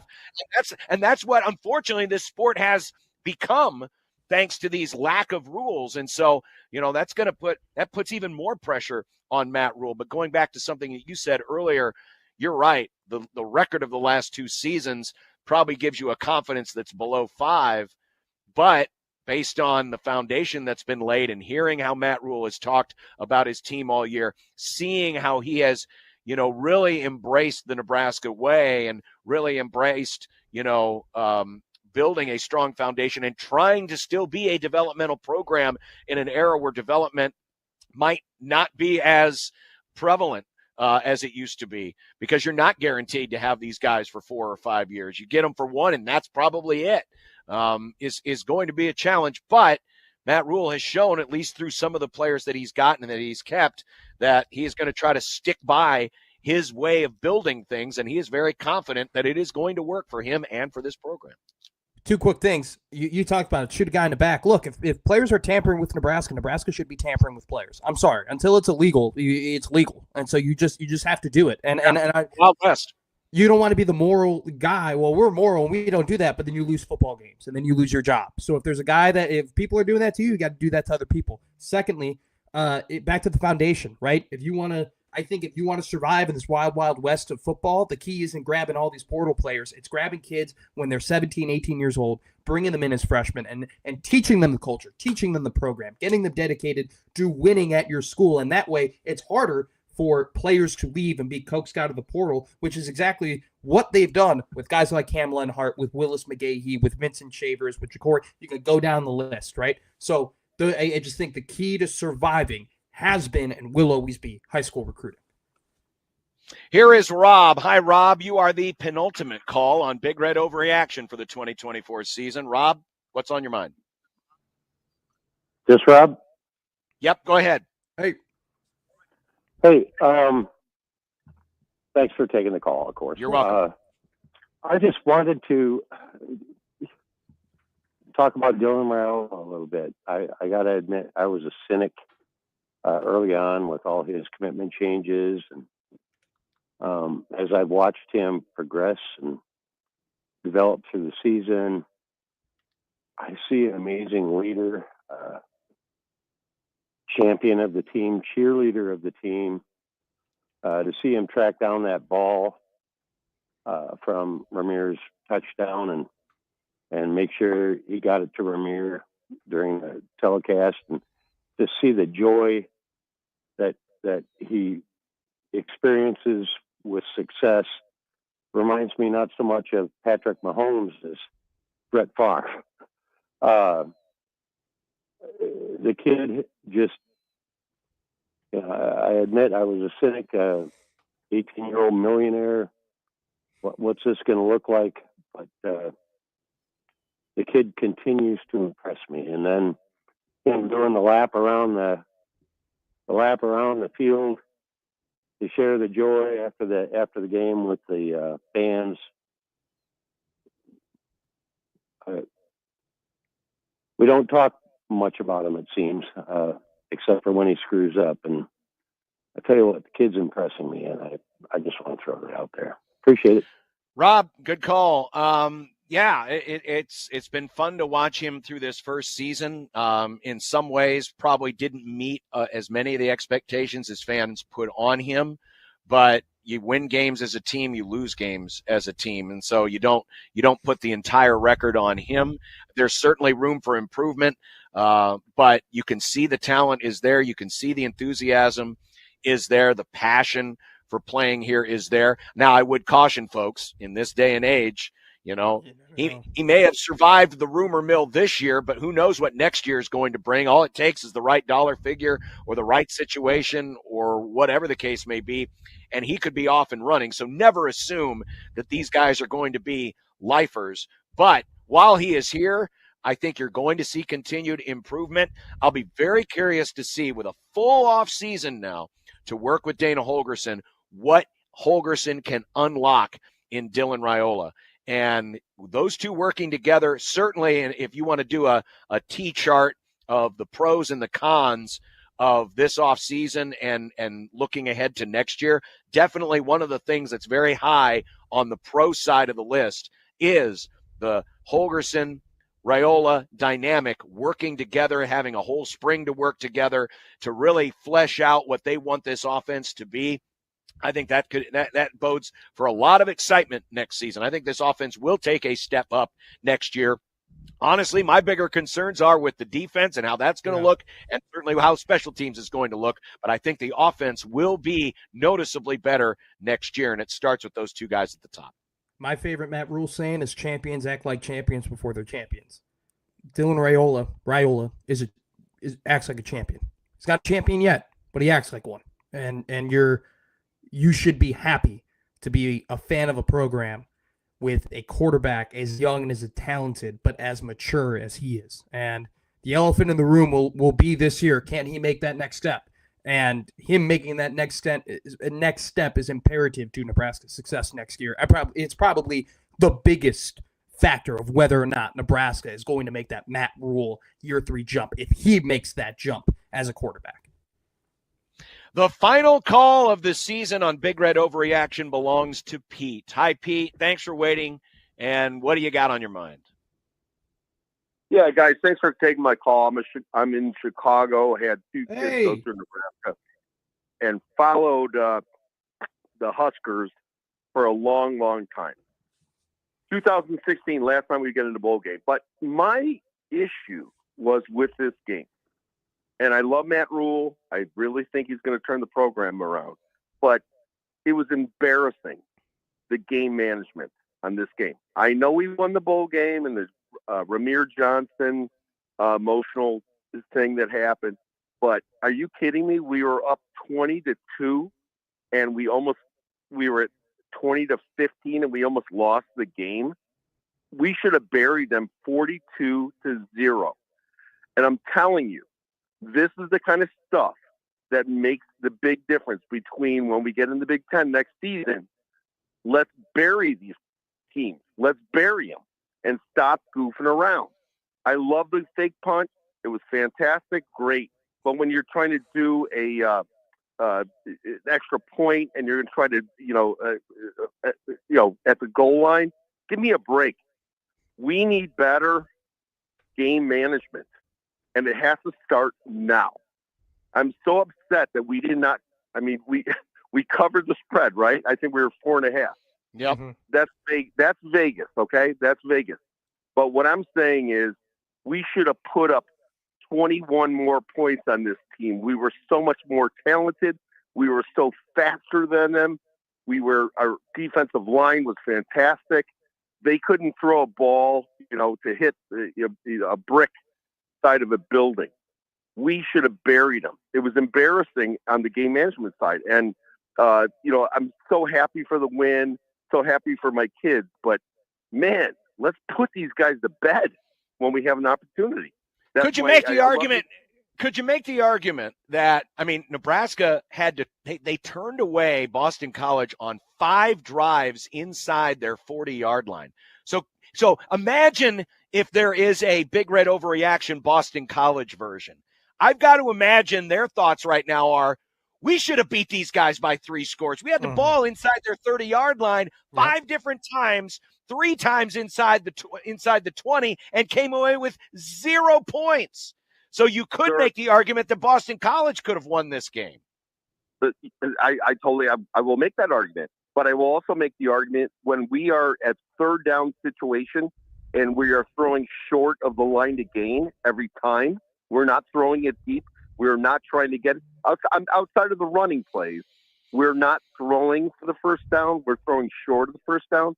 I mean, I love Dana. I love Matt Rule, and I love the team. But, man, we got to get in an attitude that we got to kick some butt instead of just hanging on with our lives. I'm so happy for the bowl game. I'm so happy that we won the bowl game. So happy for my kids, and go Big Red, baby. All right, Pete. Well, interesting way to wrap up the season of Big Red Overreaction. And then certainly there is something to be said there for this mentality of being able to put teams away. That's been an argument I've heard for several weeks. It's no longer about chasing 3, just chase a win. Yeah. But that's a conversation that we can have all off season, which now has officially begun. The long off season starts today. Words. No game. Words. That's what we're in store for, baby. Going for a 28th consecutive off-season national championship. Heck That's yeah, dude. Heck yeah. I can't Matt, wait for it all. Matt, it's been fun working with you the first time. Glad we got through all the technical issues, and look forward to hearing you and Gary for many, many months to come, morning 6 a.m. here on The Zone. Thank you, John. Yeah, I want to apologize once again for the flipping of rooms, finding the microphone. Shout out Josh Peterson, tech support, genius, helping me out. Hey, man, this was a heck of a first ever Big Red Overreaction. I look forward to doing more and more in the future in the next season, and I'm just so excited to be here at 1620 and want to thank everyone for listening. And, yeah, let's do it, man. New year coming.